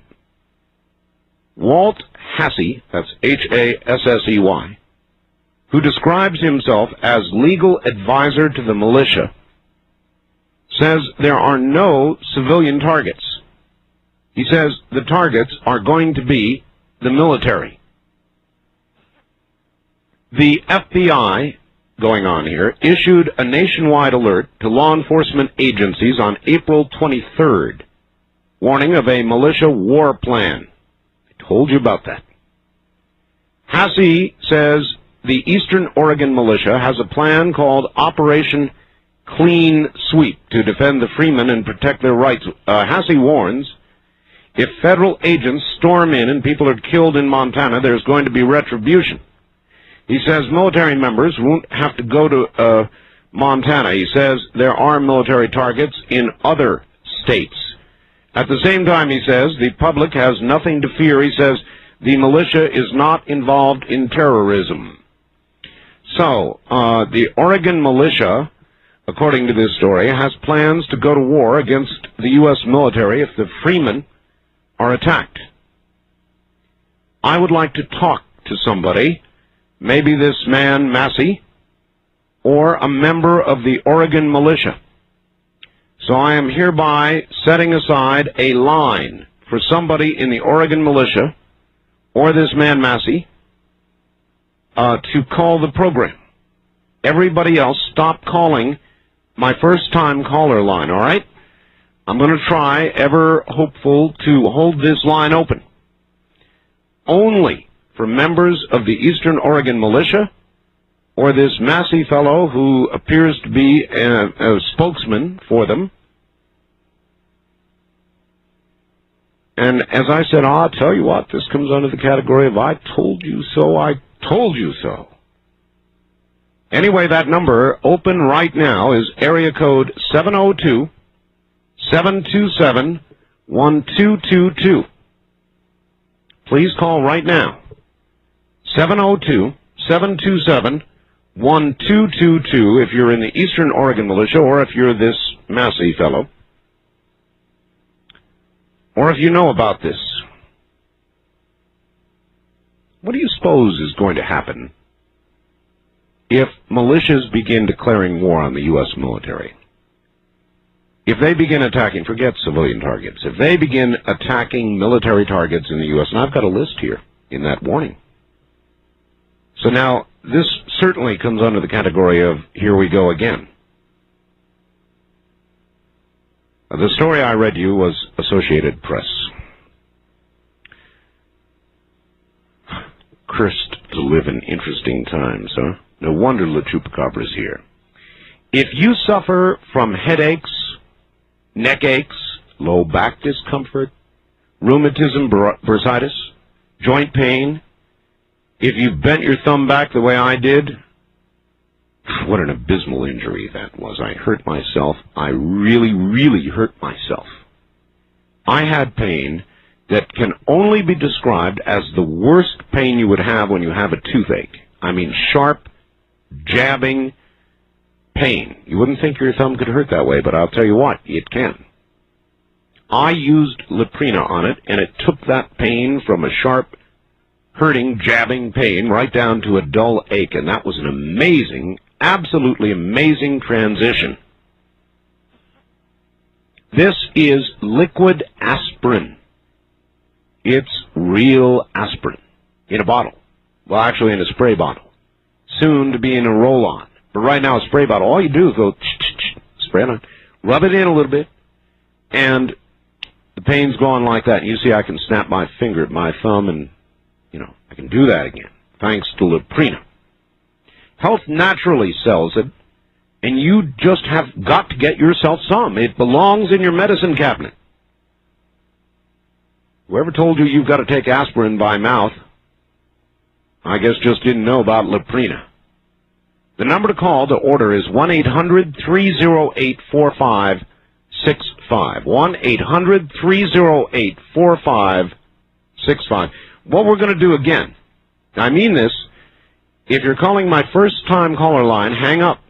You'll be wasting your money unless you are a member of the Eastern Oregon Militia, or you are a man named Massey, who is the spokesman for them. We're going to set up a little discussion here, I think. This is really serious stuff. Can you do that? Can you threaten to attack the military? That's not exactly, I guess it's not exactly calling for the overthrow of the government. It's awfully damn close, isn't it? So if you're in the militia, you call me at area code 702-727-1222, and we'll get a bit of a discussion going here. Here we go. This is somebody who we are going to identify only as Jay. That's not his real name. He is in Oregon, is that right? Somewhere in Oregon, not to be identified where. Right, Jay? That's true. All right, Jay, are you a member of the militia? That's true. All right, did you hear the story I just read from the Associated Press? I heard the story that you just read. Do you know that to be roughly accurate? I know that to be roughly accurate, and I also know that Oregon is not the only person involved in this. I've been hearing about this now for some days, Jay, and the plan would be then, if the free men are attacked, the Oregon militia, or at least that part of it, and other militias across the country, unnamed, will attack military targets? This is true. Do you want to give me your reasoning for doing that? Simply because the government is overstepping its boundaries here. All right. I take it you sympathize with the freemen's plight. I sympathize with all militias and all militias and the freemen. Yes, I do. Do you worry at all, Jay, that were you to begin attacking the military, there would virtually be a war? No, you know, I don't want to talk on this line too long because I'm afraid I'm going to be traced. No, you won't be traced, not by me. I promise you. We've got no caller ID here, despite my jokes, and you're not going to be traced. You're not going to be traced. Look, this is in the major media now anyway. Here it is in the Associated Press, Jay, so it's not like it's a big secret anymore. Once it hits the AP, it's out. So... Correct, but they don't know our agenda. Well, tell me, what is your agenda? We're sick of being limited by government. Do you think it's realistic, Jay, to imagine that you can have an effect on the U.S. military, that you can have an effect on U.S. policy by attacking hard targets, military targets? I don't know. I seriously don't know. Don't you think it would be suicidal?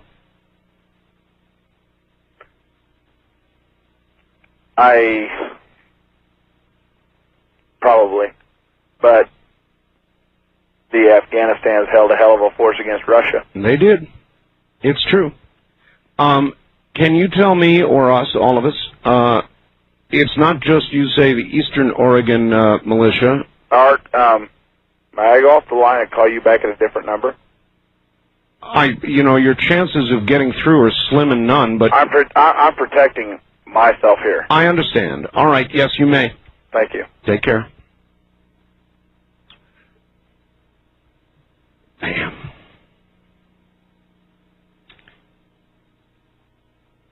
You know, I don't know what to say to that. Except I guess I've been expecting it. You know how serious this is?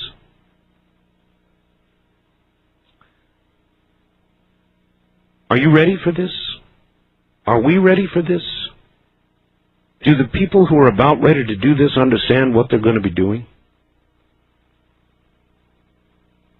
God help us.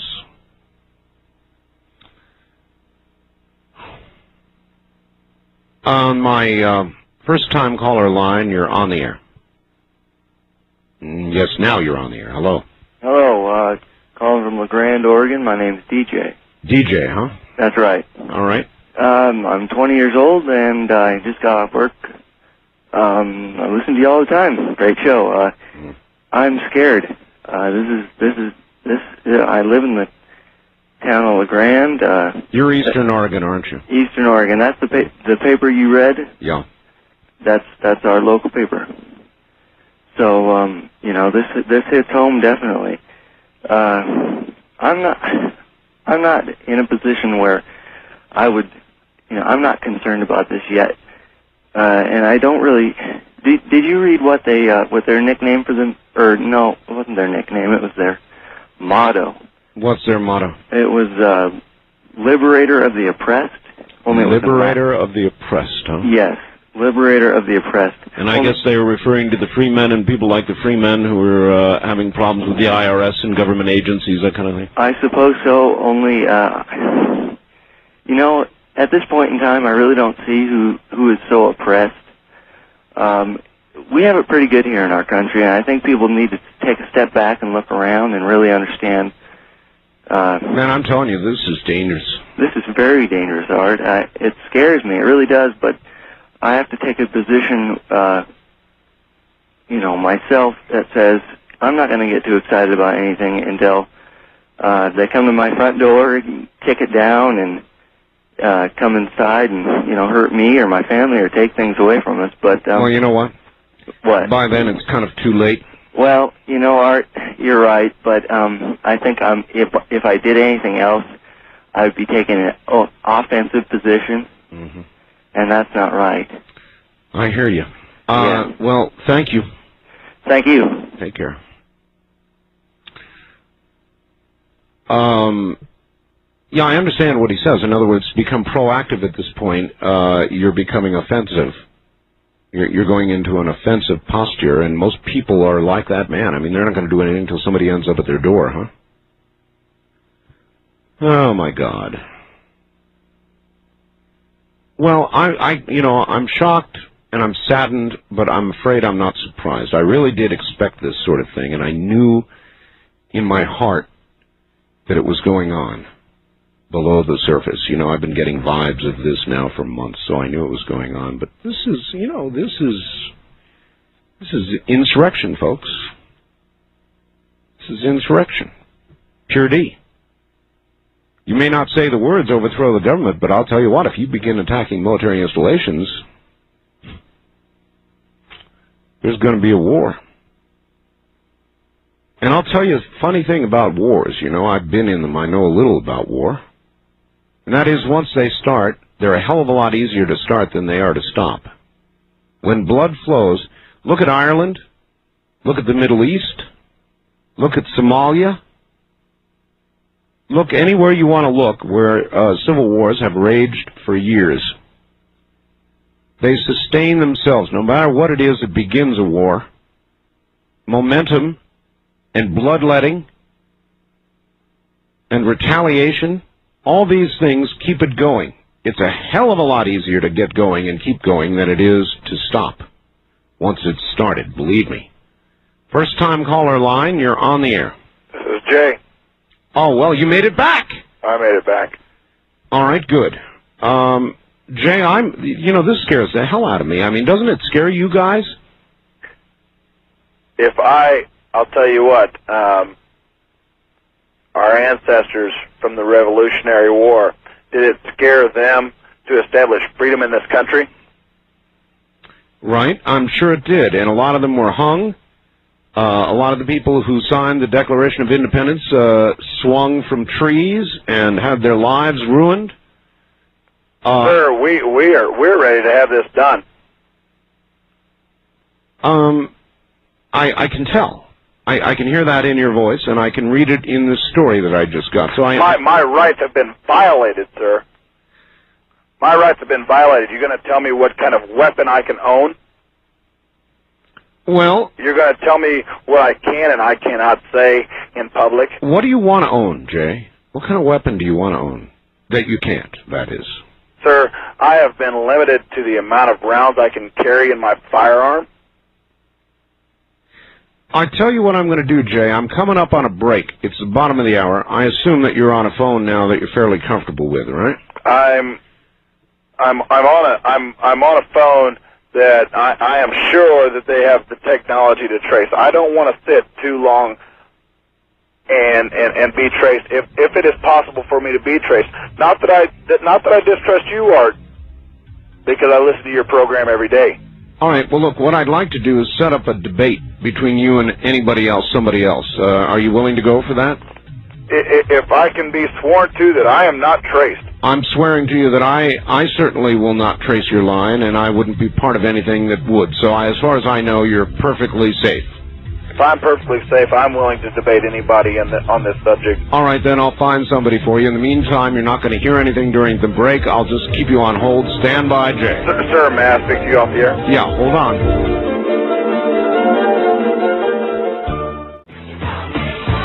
You're listening to Art Bell, Somewhere in Time, on Premier Radio Networks. Tonight, an encore presentation of Coast to Coast AM from May 8th, 1996. Good morning, everybody. This should be a classic. I've got Jay, who says he's a member of the Eastern Oregon Militia, and I'm going to bring him up on one line. Jay, are you there? Hello, sir. All right, and I have for you a debate partner, Jay, the liberal from Southern California. His name is Charlie. Okay. And you both know what the topic is. You both know who the other person is. The air is yours. Sure. Why don't you go first? I don't have to go first. You know my position. Well, yeah, your position is the. Well, you know what? Let me put it this way. Would you say that the act in Oklahoma, was that an act of terrorism in your opinion? I think that was an act of terrorism. Yes, sir, I do. Well, then why wouldn't you say this is? Why wouldn't you say what you're endorsing is an act of terrorism? I'm being violated by the government, sir. You're being violated by the government. Yes, sir. Do you understand that when you talk about the people who work for the government, I work for the government. I work for the. Sir, what I understand is that every person in the United States of America is allowed to own whatever kind of firearm they want to own. You know something? I'm really getting sick and tired of morons like yourself talking about, oh, you know something? I should own whatever kind of weapon I want to own, and if I can't, I'm going to go out and kill some kind of police officer so that I can do that. Who Sir, did I ever say I was going to kill a police officer? Did I? Who do you think you are? Did I?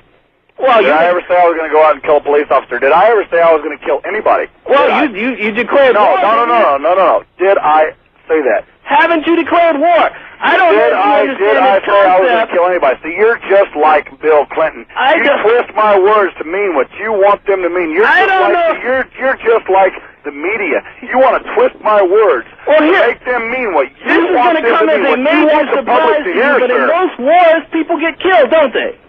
Don't they? Yeah, in wars, people do get killed.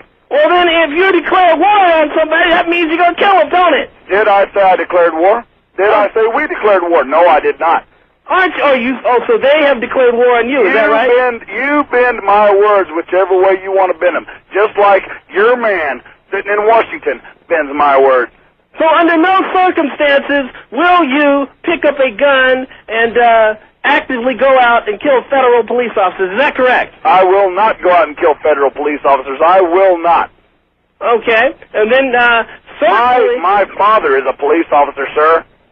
Well, then what the heck do you guys... Why don't you guys have any respect for authority, then? I have respect for authority, but I also have respect for my United States Constitution, sir. Oh, you have respect for your United States Constitution. Yes, I do. Well, let me tell you something. You look at those jerks in Montana, they don't have any respect for the Constitution. What they have respect for is themselves, and that's what you have to understand. They have respect for the mighty dollar and for getting as much as they can get and basically screwing over the people, their neighbors, and that's why their neighbors can't stand them. That's what the problem is there. In Southern California, where do you live? Where do I live? Yes, sir. In Riverside. Riverside. So you're making pretty good money. Yeah, I work 2 decent jobs. Yeah, I'm making pretty good money, yes. So you don't have to worry about them taking 30% of your money out of your pocket, do you? Who's them? The United States government. What is this thing you're talking about? We elect officials who set tax rates. If you don't like the tax rates, then elect somebody else to change them. Hey, I try to. Well, maybe if you didn't belong to the extremist moron party and you joined the Republican Party, maybe you could do things the straight and normal way. Sir, that is the typical response I expect from a liberal. No, the typical response The typical response from an extremist like yourself is this. You can't call me extremist. You don't know where I stand. All you know where I stand is on one issue, sir. No. This is what the tax rates are too high. They're trying to take my guns. So obviously I don't have any power. So I need to get all my guns, and we need to get together and form this little army. And if we feel anybody's messing with us, we're going to go out and kill them. Sir, do you believe in your religion, or do you have a religion? Do I have a religion? Yes, sir. I tend to lead toward agnostic. Okay, you lead towards agnostic. So you have absolutely no belief in what our forefathers did to establish this good country, right? What the hell does... No, I want you to answer my question, sir. What the hell does some sort of weird Baptist religion have to do with what... So you're stereotyping me as a Baptist from the beginning, right? That's what you're going to call me as a Baptist? I don't know what religion you are. What religion are you? It sounds to me like there's a little bit of prejudice there. No, well, what was Jefferson? What religion was Thomas Jefferson? What religion was Thomas Jefferson, sir? Yeah, you should know. You're the genius. You tell me. You seem to be the genius. He wasn't a Bible. You tell me what religion was Thomas Jefferson. He was a deist. He wasn't a theist. Excuse me. He wasn't a theologian. Extremist Christian. Was he a theologian? Did you know that? Was he a theologian? Was he a theologian? Yes, sir. I don't believe. What religion do theologians belong to? I'm done with this man because he has absolutely no idea what he's talking about. Let me just say, here's the problem. You should not go around saying, this is the problem that I have with you. And number one, you should not be telling me what I have to say because I have freedom of speech, sir. You have freedom. You guys. I have freedom to speak any way I wish. You do not have freedom to threaten. You guys. I'm not threatening anybody. Oh, come on. You belong to a militia, do you? Don't you? Pardon me? Don't you belong to a militia? I belong to a militia. Why? Because I believe in what I believe in. You belong to a militia because you believe to the Liberal Democratic Party. What? You belong to the militia? You guys have Liberal. No, wait. Answer my question, sir. Why do you belong to the Liberal Democrat Party? Because they back what you believe in, right? And I'm backing what I believe in. The Liberal Democratic Party doesn't. We don't feel that we need to carry around guns and ammunition because we think the system works. And obviously, you don't think the system works, do you? You think that the system works? So if you call 911 right now because a man is breaking into your house with a gun, you are going to be saved, right? There's nobody going to kill you. And what you're basically saying is you do not feel that the system works. Therefore, it is necessary for you to go out and get some weapons and get some guns to protect yourself against the quote-unquote federal system. Isn't that correct? What I'm protecting myself is against a socialist system, which this president and his administration have set up, in which they are pushing, in which liberals like yourself, let me ask you a question. Which want government to be involved in every decision that I make. Want.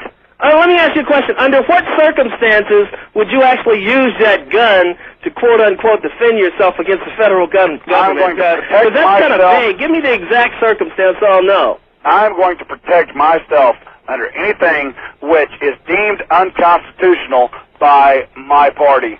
And so if some guys in your group tell you that the government did something constitutional, you're going to get your gun and take action. Is that correct? Sir, I've got my own mind. I can make up my own mind. All right. Hold it. Gentlemen, hold it a second. The story I've got here, the Associated Press story, says that if the Freemen are attacked, if blood flows in Montana, that the Eastern Montana militia will attack military targets. Eastern Oregon, sir. Eastern Oregon will attack military targets. Is that correct? That is not the only militia that's involved in this, sir. I understand, but that is basically a correct statement? That is a correct statement. Do you agree with that action? If that action is taken, would you agree with it? If that action is taken, I will do whatever I can to preserve what rights I have. Oh, that's a very... You know something? You don't even have the nerve to sit there... Hold it a second. You don't even have the nerve to sit there and say, you know what, if they take that action, you're damn straight, Art. I'm going to get my gun, and I'm going to go out, and I'm going to kill somebody and do whatever I have to do. Why don't you say that? You're damn straight. Oh, I finally squeezed that out of you. You are damn straight. You've never asked me that question. You are damn straight. And you don't consider yourself a terrorist. I do not consider myself a terrorist. I consider myself a rebel. And you being a rebel, you're going to get your gun and you're going to go out and kill some FBI agents? Is that what you're going to do? In 1776, John Hancock was a was a rebel. He established what you're living under today, sir. He established what you're living under today because he was a rebel. Let me tell you something, and you get this through your thick skull. If you pick up a gun and you go after federal police officers, A, you're going to get your butt killed, and you deserve to get killed. Just like the Afghanistan did. Nothing. But listen to this. Just like the Afghanistans did, right, sir? What you are is a criminal. Pure and simple. I'm not a criminal. I've never committed a criminal act in my life. And then you can wrap it around. You can say, Thomas Jefferson, and how about the Constitution? Don't give me that crap. Common sense tells me when you kill innocent people. I've already told you how I believe. Common sense tells me when you kill innocent people, you are a criminal. Period. Who have I killed? And you just got through saying, got through saying a minute ago, didn't you, that you wouldn't kill a police officer? Didn't you say that? I said that I would do what I've been asked to do to military posts. I never said I would kill anybody. Well, you just said a second ago that if they give the word, you're going to go out and kill do I have somebody else here, or what? Are you confused or something? I'm not confused. I just know that I'm beating a dead horse right here. Are you going to You're going to twist my words. You're going to make me say what you want me to say, just like your buddy Bill Clinton. Let me finish. Go ahead, Charlie. Your buddy, Bill Clinton, sitting in that damn White House right now, is doing to me. He is restricting my freedoms. He is restricting the freedoms of every American-born person in this country. Okay, it's Bill Clinton's fault. Bill Clinton's too liberal. I understand all that. All I want to know, and I really honestly want to know this, if these guys in Montana are viciously killed and they burn down the building and it's terrible, and they give the orders to you. People in Waco were massacred, sir? Well, I'm just asking you. What are you going to do, sir? I've answered your questions for the last 5 minutes. Were the people in Waco massacred? Were they massacred? No, not in my opinion. But in your opinion, in your opinion, they were massacred. Right, all I want to know is a yes or no. If these people in Montana are, in your opinion, massacred, are you going to pick up your gun and take action? I'm telling you, I will do what my commander tells me to do. And if your commander tells you to go out and pick... I'm telling you, sir, and I'll leave it at this. What my commander tells me to do, I will do. And that's what and if your commander tells... That's the bottom line. I don't need any more questions. I've told you my bottom line. That's your bottom line. You know what your bottom line is? I am done, sir. Your bottom line is that basically you will go out and kill anyone that you have to kill. If it's gotten to that point, you're just going to get yourself killed and a bunch of innocent people killed. Period. I got 5 words. You're looking at a revolution. Well, you know what you're looking at? That's it. I'm done talking to this person, Art. Let me tell you something. You're looking at a group of nutcases, a small group of nutcases that are going to go out, get themselves killed. They're not going to accomplish anything, and they're going to make people who are honest, on the right, people like Art Bell, who are on the right, look extreme. And everybody, you know something? The political spectrum is going to be severely hurt by extremists like yourself, which I think is good, but I think it's unfortunate that people like yourself go out and do that kind of thing, but it's got to happen, I guess. So you're saying, Jay, this is going to be a revolution. That's what you're looking at, sir, yes. Mm-hmm. I'm done talking to Charlie. I will answer any questions you have to say. But if that man is going to sit there and he's going to call me what his party is accusing everybody else of, I'm too talking to the man. If he can talk to me civilly, and he can debate the issue without calling me an extremist, without calling me a fascist, without calling me whatever he wants. All right, I'll tell you what let's do. Let's reduce it to this. Let's talk about the Freemen in Montana. Jay, I really would like to hear from you why you think the Freemen need to be defended if necessary with arms and/or attacks on the military or a revolution or whatever. Why is their protection justified, Jay? Sir, they have not been convicted of any crime. If I remember right, in the Constitution of the United States, it says that you are innocent until proven guilty. The mainstream media and other programs have these people deemed guilty without ever going to trial. Mr. O.J. Simpson got to have his trial. Well, you're leaving out. Sir, I'm not talking to you. I'm talking to Mr. Art Bell. Right. All right. I will allow Charlie to respond. We'll try to keep it civil. Charlie, try not to call names. And just the part that he's leaving out is had O.J. Simpson locked himself in a building and put up a gun and said, you know what, you guys are not going to arrest me, period. You know what would have happened to O.J. Simpson? O.J. Simpson would have probably gotten killed. The thing is that these guys have not been convicted of anything. Sir, can I ask you a question? No, let me make my point. All right. When you refuse Can I ask to be you one question? arrested... Yeah, Charlie, do you believe that O.J. Simpson was guilty or not guilty? He gave himself up to trial. Charlie, answer his question, Charlie. O.J. Simpson was found not guilty. No, I want to know what you believe, sir. I think he was guilty as hell. But okay, so he's walking free when he committed a heinous crime as he did. O.J. Simpson, this is the key point. It's very, very important. O.J. Simpson gave himself up to the police. He decided, you know what? So if I give myself up to police, no matter who the hell I've killed, I'm free to go as I wish because I've given myself up to the police, right, sir? Well, the problem with those guys... No, right, sir? Have those guys in Montana given themselves up? Charlie, answer his question. Which is what? So if I go out and I kill as many military people as I possibly can, if I give myself up to police, I'm free to go, just like O.J. Simpson was. No, if you give yourself up to police, then there's a trial. They'll probably find your butt guilty, and you'll probably get the death penalty. But you gave yourself up to police. The guys in Montana. That's what I'm telling you. There's a double standard here when it comes to people that stand on the way that I stand and the way that Charlie wants to see that they stand. All I want to see is these guys. You know what? These guys in Montana. You said O.J. Simpson was guilty, correct, sir? Let's say they're innocent. Let's say the guys in Montana. No, I'm not asking you point. if he was innocent, sir. Let's say the guys in Montana are innocent. Let's say they're all innocent, okay? All we're asking is that the guys in Montana give themselves up and go to trial. If you refuse to give yourself up and sir, you're why pointing don't you top, why don't you give them a jury of their peers such as myself, just like O.J. Simpson you had can't do peers? it until they give themselves up. Why don't they give themselves up? All right, that's a fair question, Jay. They could give themselves up, and surely they would get a trial, correct? You correct. But whose jury would they have? Would they have a jury of people that think like-minded as me, as O.J. Simpson did, or would they have people that are not like-minded like myself, like Charlie? In other words, they don't trust the jury system, Charlie. Oh, I don't know. Maybe Jeff Dahmer should have gotten a whole bunch of fellow cannibals. Sir, don't even compare this movement to Jeffrey Dahmer, who slaughtered children and raped children. Don't even compare them. Oh, no.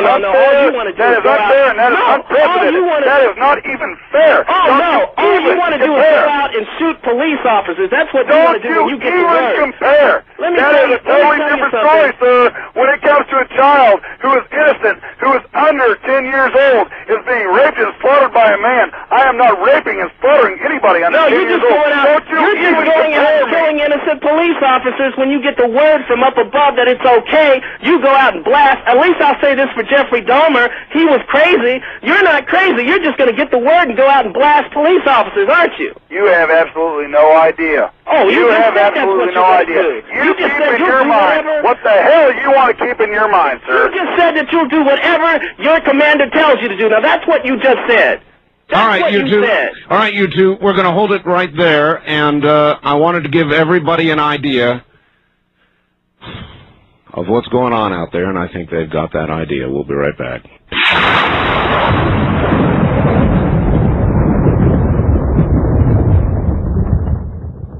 All right, well, that about does it for this half hour, and I'm not sure where you'd go after all that anyway. So we'll be back in most markets in a moment, and you can react to what you've just heard if you wish. Cursed to live in interesting times, right?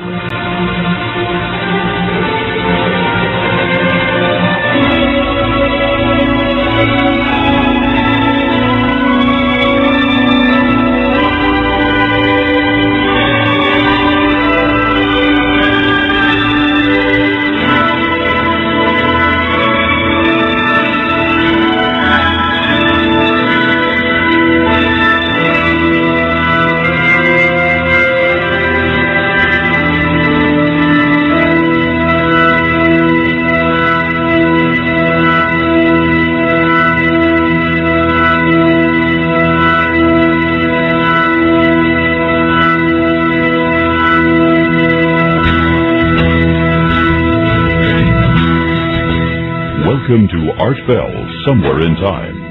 Tonight featuring Coast to Coast AM from May 8th, 1996. The things that happen in the middle of the night, huh? Good morning, everybody. The largest live overnight talk show in America, in fact, the world. This is Coast to Coast AM. Good to be here. If you don't have a chill running down your spine and if the hair on the back of your neck isn't standing up, then you don't have a spine and you don't have hair. God, are we in trouble?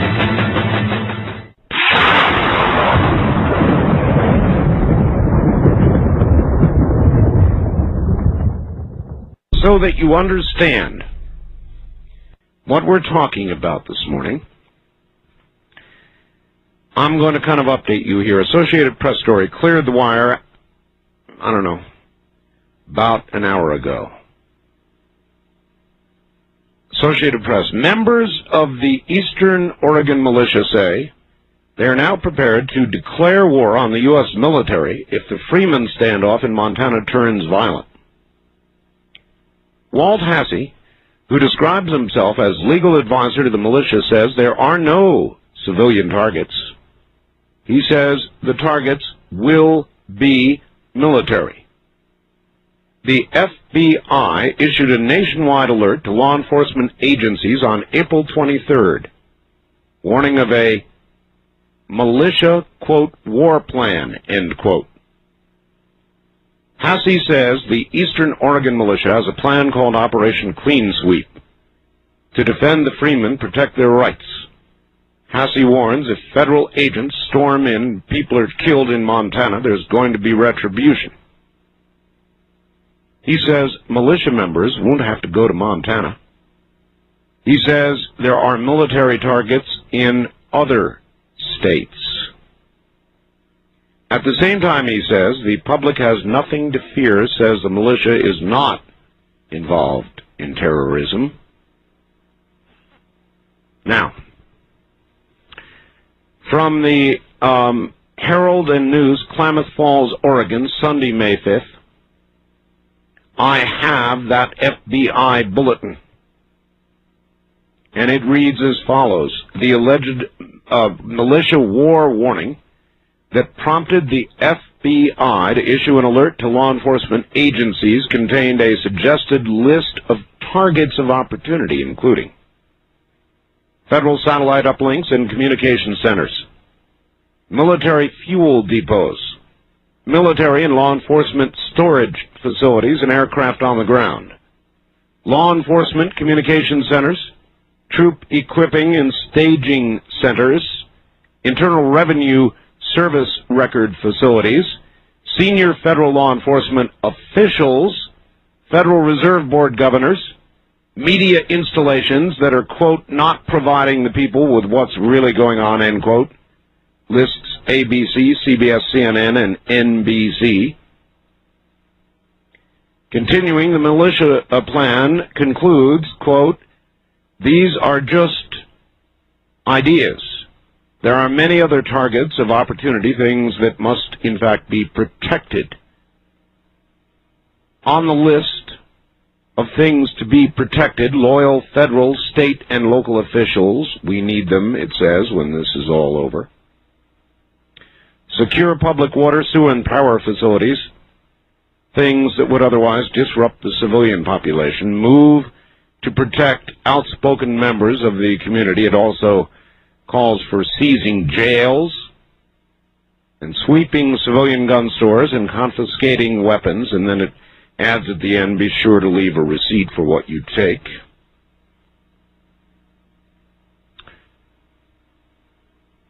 A couple of faxes. Dear Art, on tonight's local news, it was reported that here in central Illinois, a group of 30 militia members calling themselves Freeman sympathizers have filed liens on the properties of several local government officials. They claim this is going on all around the country, unknown to the officials involved, until a check is done on the property for such purposes as loans. As soon as the militia members try to call in liens, the police will attempt to arrest them. Liberals sue in Illinois or this. Hey, militia, wake up. Hi, Art. If the militia showed any hint of intelligence, they would realize the futility of their beliefs. This is obvious by looking at both outcomes of militia activity against the U.S. military. One, if the militia engages the military in the U.S., they'll more than likely be crushed. Two, should by some fluke they get the upper hand on the U.S. military, it would leave this country wide open for attacks from other nations. It would be a feeding frenzy between every nation that's ever been hostile to the U.S. The militia would be incapable of defending the U.S. from foreign military aggression. Either way, America loses. If the militia wants to make America work, they'd better learn to have their revolution in the voting booth, not in the streets of America. Well, that's what I've been warning right along. Don't you understand? If this occurs, if a war, an insurrection begins, we all lose. One way or the other, we lose. If the government wins, we lose. If the militia, unlikely, wins, we lose. If there's ongoing conflict, we lose. If there's a war and there's retribution that begins from both sides, we lose. If this begins, you try and figure a way that we win, because I can't. West of the Rockies, you're on the air. Good morning, Art. This is Gary in Phoenix. Hello, Gary. This is, well, listening to that militia member, it shows exactly how ridiculous their thinking is. Just like your facts just said, if they're so grounded in the Constitution, then why aren't they taking the legal constitutional means to change the system that they don't like? You know. Well, you heard the militia guy say, well, I tried that, and it didn't work. In other words, the people he voted for didn't get elected, and so as far as he's concerned then, the system does not work. Well, if they have so many supporters around the country, it seems like with all their latest actions that they should be getting enough support now to get their people in.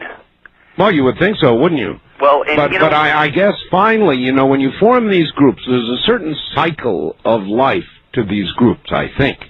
And they form, and they originally start out to be constitutional, and they're going to go out and get involved in the community and blah, blah, blah, blah. After a while, things aren't going their way. They get more and more frustrated and cynical and paranoid, and pretty soon the conclusion inevitably is the system does not work. Ergo, it's got to be overturned. Right. Well, and, you know, when you listen, and it sickens me to have to agree with Charlie, but I totally agreed with Charlie. When you listen to their reasoning, and then when you try to hit him up on any solid issue to try to get him to answer, all he did was sit there and yell back at Charlie. Yeah, I know. You know, and I don't know, even the lady that you had on last night that debated on this issue, yes, she just, her view of reality seems so off base that, I mean, at first, when this all started, I actually did, like most of the American public, I felt some sympathy towards these guys and thought, okay, they're trying to draw public attention. They're trying to not let happen to them what happened to the people in Waco. Right. Well, once they got their attention, then they could have come out under the protection of the media and the whole nation watching them. Now they're just letting this go on. And, you know, I think this is going to set a dangerous precedent in this country. If we keep letting groups like this hold the federal government hostage and at bay like this, you know, we're going to end this tomorrow or the next day. The next one is going to be next week. And how long are we going to let this go on? I don't know. My sense is, from what I'm hearing this morning and reading, it can't go on much longer. And if the federal government allows this to go on very much longer, I can clearly see what's going to happen. Right. Well, you know, I think, you know, I am really, really against any kind of regulation, against any kind of group meeting. You know, we have the right to assembly and all that.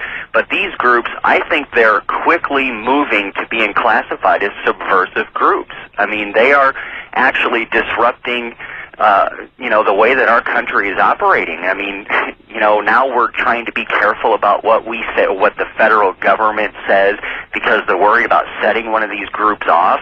That's real dangerous. We're starting to look like a third world country where we're worried about, you know, all those, you know, ragtag groups that, you know, we have to worry about what we're going to say because they may rise up against us. Well, that's not the America that I grew up in. Yes, sir. If you were in charge right now, it's been going on 6, going soon into 7 weeks. What would you do? Well, you know, actually, I think with what we learned from Waco, where, you know, we can't go in there with tanks, okay?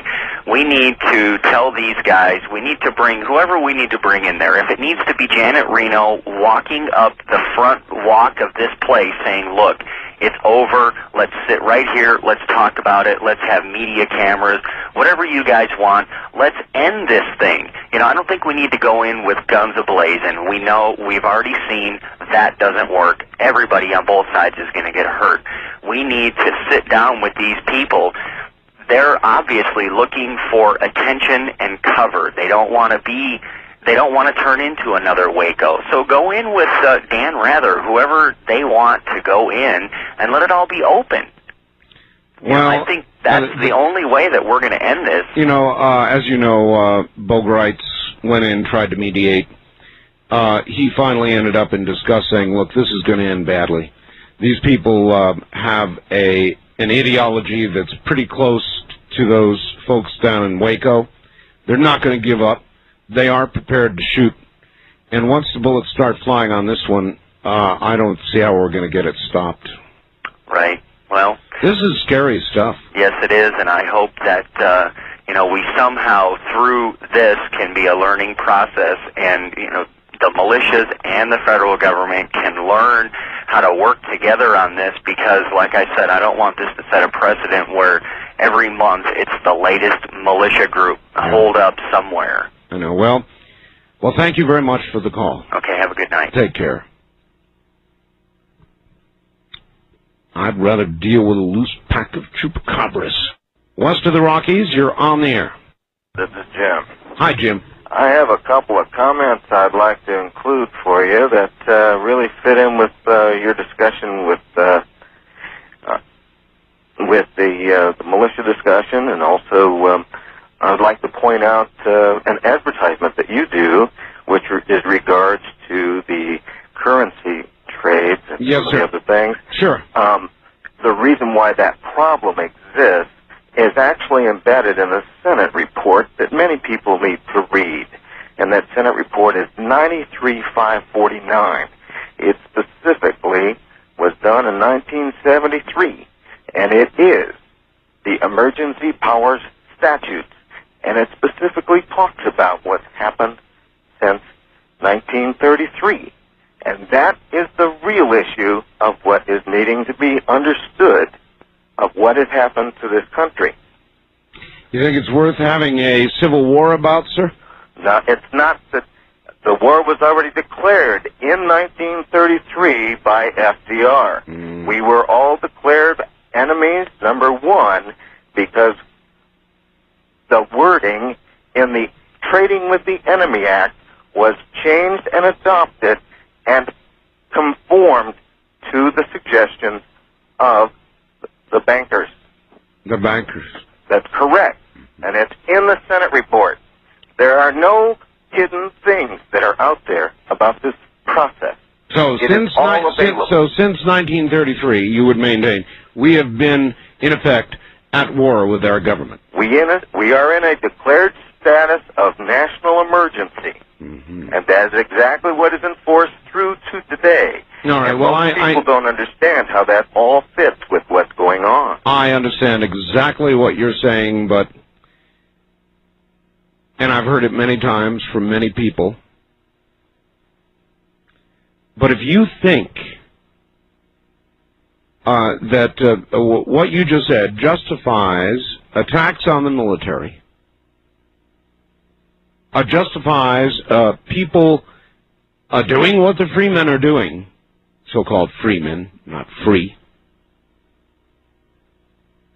justifies issuing liens and writing hot checks and all the rest of it, and that kind of obviously illegal activity, then I think you're cracked. And I think you don't understand what it is that you're about to bring on.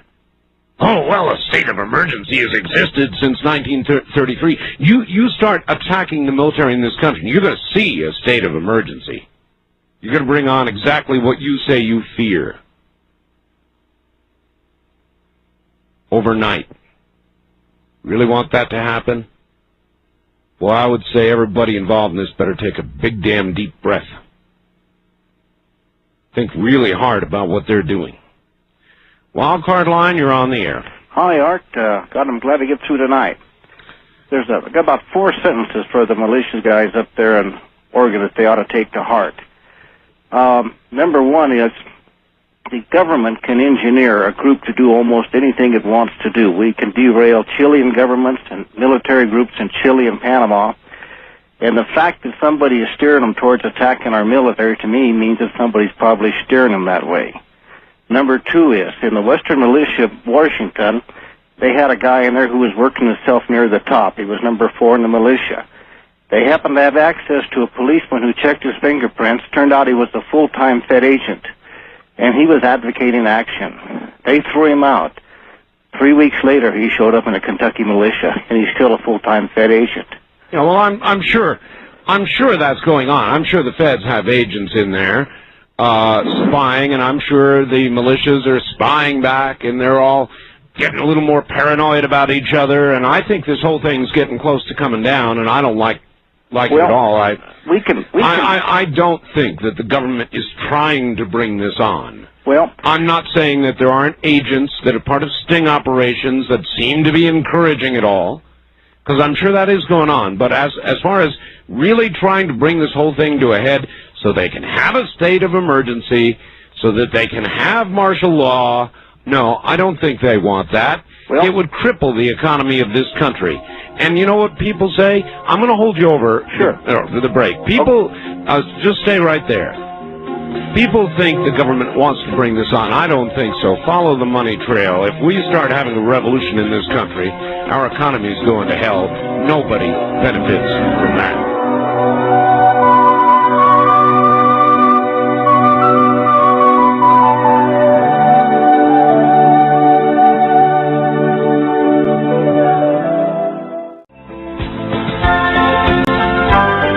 You're listening to Art Bell, Somewhere in Time.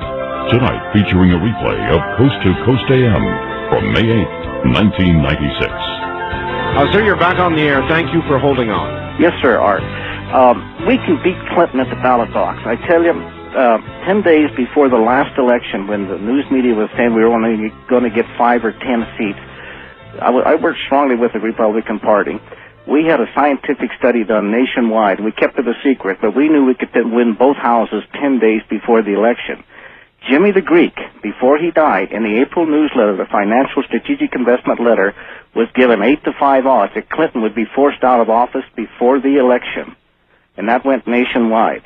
So I'd encourage these people to put on their good suits, go door to door, get people signed up for the conservative cause, and get them down there to vote, because we still have a lot more on our side than what the news media is putting out. But don't fall into the trap of making any rash judgment. Wait till after the election, because I don't think he's going to make it there. There's 40 to 60 more people going to be indicted in Whitewater, and one of them is getting ready to talk in the next week or two. That may well be the case, my friend. Thank you very much for the call. Glad you got to say what you wanted to. That may well be. But right now it looks a little bleak. I don't know about any secret surveys. I know about the public ones showing the president with about a 31-point lead over Bob Dole. And should anything near that be maintained, which it will not coming into the election, I mean, there's going to be closure. not nearly enough, probably, but it's going to close, of course, as we head toward Election Day. But I'll tell you, it doesn't look good. And if the margin is big enough, it may well be that Mr. Clinton will bring with him liberals into the House for a majority there. That's entirely possible.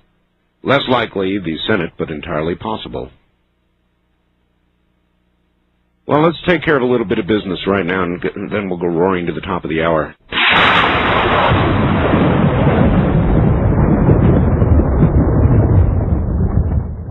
Here we go again. First-time caller line, you're on the air. Hello, Art. Bob from Santee. Hi, Bob. How are you this evening? A little worried? Yeah. Well, I think that the country has a lot to worry about. Yeah, me too. I think that these people are serious, and I think they exist throughout the country. Yep. And it's actually my belief that there may be random acts of kindness starting to happen all over the country. As a matter of fact, I believe that those acts may have already started to occur, and the government is trying to keep it out of the paper. Well, that would be understandable. I know that your program has offered a forum for debate, and I think that the most important thing is that the government offer a forum for debate and allow this thing to be publicized and televised. Well, I don't know. I don't know. I mean, if I were in the government or a spokesman, and I knew that there had been some attacks on military installations or what have you, I would be hard-pressed to know whether I'd be better off publicizing it or keeping it quiet. It seems to me like there's a lot of people on edge just waiting for the first shot heard round the country, Yeah. And so I'm not sure which is right. Well, the people in Waco at that trial, the jury forewoman, she cried and said that the wrong people were on trial there, and then the judge threw 40 years at the people that were on trial. Yeah, I know, but what's going on in Montana is not Waco. Well, there is a chord of similarity between the three groups, Weaver, Waco, and these Freemen. Well, they're standoffs. That's the similarity. Beyond that, I don't see that the people at Waco, nor do I see that what occurred up at Ruby Ridge. It's not the same. I mean, here we've got people that are clearly, simply, in my opinion, thugs violating the law and writing hot checks and scheming and trying to do by sleight of hand what they couldn't do with sweat of the brow. Well, what they're doing is much the same as what the government has done with sleight of hand and what's called sophistry in language and legalese. Yeah. Another thing is all three groups. Well, since when, even if what you say is true, since when do two wrongs make a right? Well, it comes to a point where you have a decision to make as whether you want to submit to this administration's tyranny or the next one. What are the choices? Tyranny, huh? Well, it's tyranny. Look, I know tyranny. I've seen tyranny around the world. I've been to nations where there's real tyranny. There is a government here. Yes, there are regulations and laws, and yes, I understand they make people feel oppressed, and sometimes the IRS goes too far and the BATF runs in on somebody and does something they shouldn't have done. But it's not real tyranny, sir. Not the way it is in the rest of the world. Well, Art, this isn't the rest of the world. This is America. Yeah, that's right. And America stands for freedom. And then when the politicians deprive people of their freedom, and by trickery and by using the court system as something to browbeat the people with, it becomes tyranny.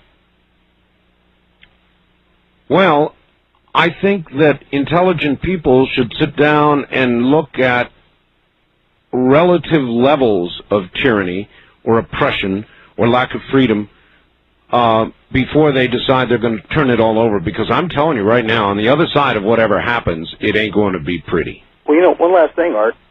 These people teach that we're living in Babylon. And they're not talking about the nation of Babylon, they're talking about the system of Babylon. I know. And it appears that we might be. All right, sir. We need to change it. All right. I sure don't agree with you, at least with respect to the manner of that change. Oh, God, this is frightening. Well, nothing's forever. Huh? Maybe that applies to America, too. Nothing's forever. Why do we think that we deserve to go on if this is what it's been reduced to? Maybe we don't. We've been lucky, huh? We've had it for a while. But I think it's about to slip through our hands. That's what I think. But it's been good. West of the Rockies, you're on the air. Yeah, how you doing, Art? I'm doing. Real good. People don't realize sometimes what a little anger over injustice, what they think can cause. In other words, what I'm saying is, if you take the people in Oregon, that one guy sat there and was talking about his rights have been violated because of the restriction on his guns. But the restrictions on guns does not mean you need to die over that. Well, what comes to my mind is you don't know what you got till it's gone. That's right. I was in the military. I've been to 27 different countries, just like you were. I've been in a lot of different countries, and we've seen where you don't have the freedom that we have in the United States. We might disagree with the government in power at that time. That's why we have elections, and of course we have Republicans and Democrats, and sometimes independents that get elected. You ask these people. I asked them, well, what about the vote? Well, I tried that. Well, my candidate didn't get elected. So, it's like, I give up. The only way we're going to change this is barrel of a gun.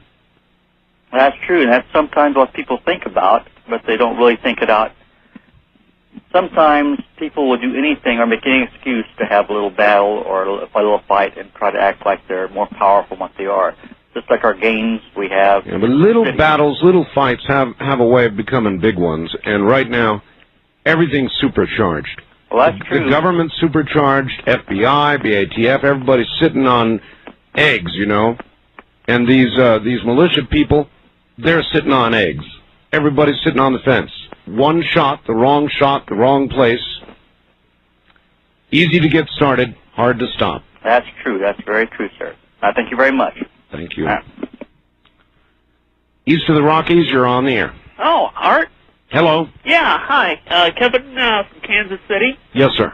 You guys have already gone off the air here. Right, about 15, 20 minutes ago. Yeah, well, I'm glad to finally get in. Calling about the Oregon terrorist group. Yes, sir.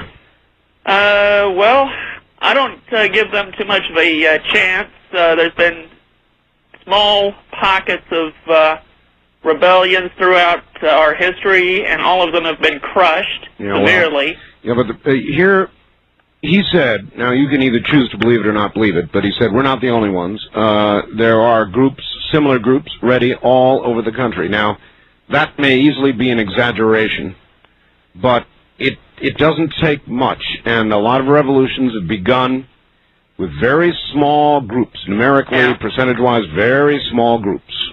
Well, they say that they're not going to attack civilian targets, but yeah, right. Yeah, that's what I say too. First chance they get.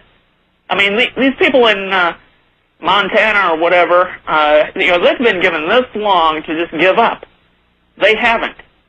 And this Bo Brights, I think, is also Bo Brights. Yeah, part of the militia movement, if memory serves me correct. Well. And if he can't get them to surrender, then, Well, actually, if you recall his words when he came out, at one point he just gave up. He said it's not going to work, it's going to end badly. These people's ideology is very close in many ways to that of the people in Waco. In other words, it's going to end in fire and death. Yep. And maybe that is the way it's going to end. And if it ends that way, then apparently there's all these people who are ready to step in and start attacking military targets, they say. I've read some militia material, and from what I understand, and if any militia members are still up and listening and can confirm this or not, any citizen can call a militia.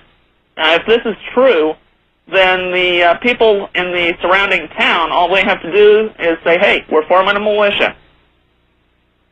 Now, if these fringe groups want to say, well, hey, you know, they formed a militia, went in and took it, then we're going to declare war on the government, then, you know, hey, go for it. But you're just going to get your tails blown off. All right, sir, I appreciate it. Boy, I'll tell you, this wears you down. I feel worn down after this show this morning. Worn down. Discouraged. It's like you see it coming. It's like, I used to live in Amarillo, Texas. It's in the panhandle of Texas, up in the middle of the panhandle. Amarillo Air Force Base. And we used to have these storms in Amarillo. And you would look up and there'd be a blue sky. And then to the horizon, there'd be clouds that would build to 50, 60,000 feet. And there'd be a storm front headed toward you. And ahead of this storm front, there would be a solid red wall. It was terrifying. Many times they sprouted tornadoes. You know, I used to chase the damn things. But I feel like one of those solid red walls is headed at us right now, and I've got about as much chance to stop it as I did in Amarillo. It's one of those things that you sit back, it's like a spectator sport, you know, you sit back and you watch it. And it will inevitably reach you and come sweeping across you, and you've got about as much chance of stopping what's about to occur as you do one of those red walls. First-time caller line, you're on the air. Hello. Hello. I'm a first-time caller. Yes, sir. Turn your first-time callers. Turn your radio. Washington. Yes, sir. Turn your radio off. It's off. Okay, good. Go ahead. Hello. We don't screen calls. You're on the air. Okay, Art. This is Jim in Spokane. Hi, Jim. And I'm a first-time caller. I really don't want to talk about the issues that have been discussed tonight. I would like to just make a comment or two about the so-called debate that you had. And well, that is the issue we're talking about. Well, you know, the whether the militia has the proper stand, or you know, I really am unopinionated about that. The one thing I think we could have done for this fellow Jay in LeGrand tonight was to, if nothing else, had you talk with him or had a reasonable person debate him. Jay didn't say he was in LeGrand. He said he belonged to that group. Well, he was calling from an unidentified point in Oregon. Exactly. To me, though, he sounded like a very reasonable man, and certainly didn't... reasonable? What's reasonable? What's reasonable? Excuse me. All right, fine. The name calling aside... The name calling is the primary thing. No, it isn't. Nothing was... No, it isn't. No, it isn't the primary thing. The primary thing is a plan to attack the military. Well, if you're going to have a debate, name calling certainly doesn't get you to first page. Look, why don't you forget the name calling and worry about what's really important? What's really important is there's a group out there that says if the free men are moved on, they're going to begin attacking military targets. Exactly. But what you tried to arrange tonight was someone to debate this fella. And we certainly didn't have that. You're worried about peanuts. I'm not worried about peanuts. And the elephant's about to step on you, and you're worried about peanuts. If we took I realize how disastrous this could be. But the thing of it is that if we want to have a debate and listen and find out more about their position and find out what makes them tick, Look, I don't control these debates. I have a situation where I stand back and I let people go at each other on the air. I'm not changing it. Well, so if you're bitching about the fact that they were calling each other names or that Charlie called them names, you're wasting airtime. Well, I think that you wasted airtime having that debate. Well, goodbye. I don't care what you think. You know? I don't give a rat's behind what you think. I conduct my show the way I conduct it. And I give people airtime to flat go at it. All right? If you can't take the heat, get out of the kitchen, or in your case, turn off the radio. I don't care. I conduct this program the way I conduct it so that things are heard here that aren't heard elsewhere. If you don't like that, go elsewhere. And I presume that's exactly what you'll do. Don't let the door hit you in the butt. West of the Rockies, you're on the air. Hi, Art. This Hello. is Slick Willie from Berkeley. All right. Well, I'm not, my little nickname out here. Anyways, just because the militias say they're going to attack military targets, it doesn't mean that they're actually going to attack the military. They might consider any federal office or building out there a military target. Well, I've got a list. I read it. Did you? I missed it. You missed it, huh? Yeah. Mm-hmm.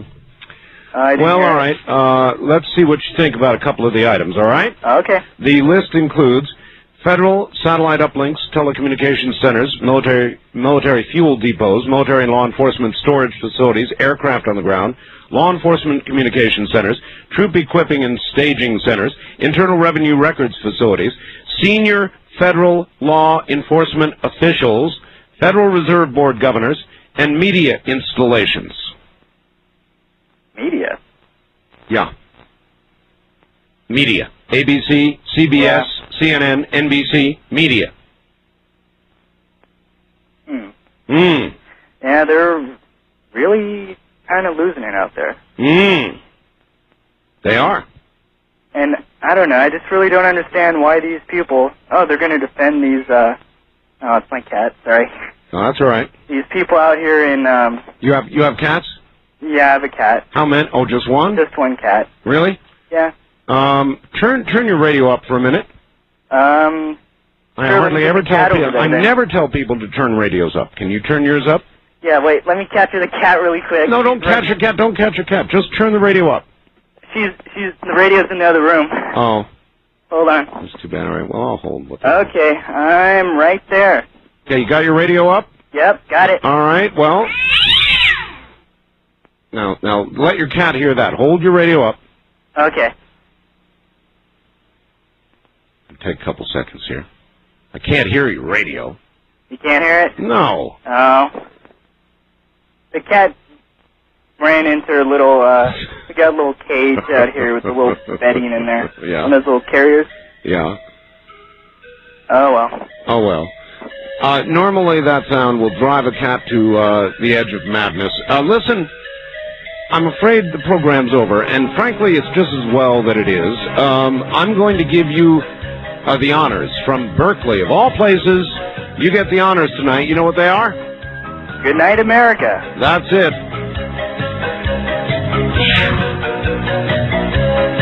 Yeah, in more ways than one.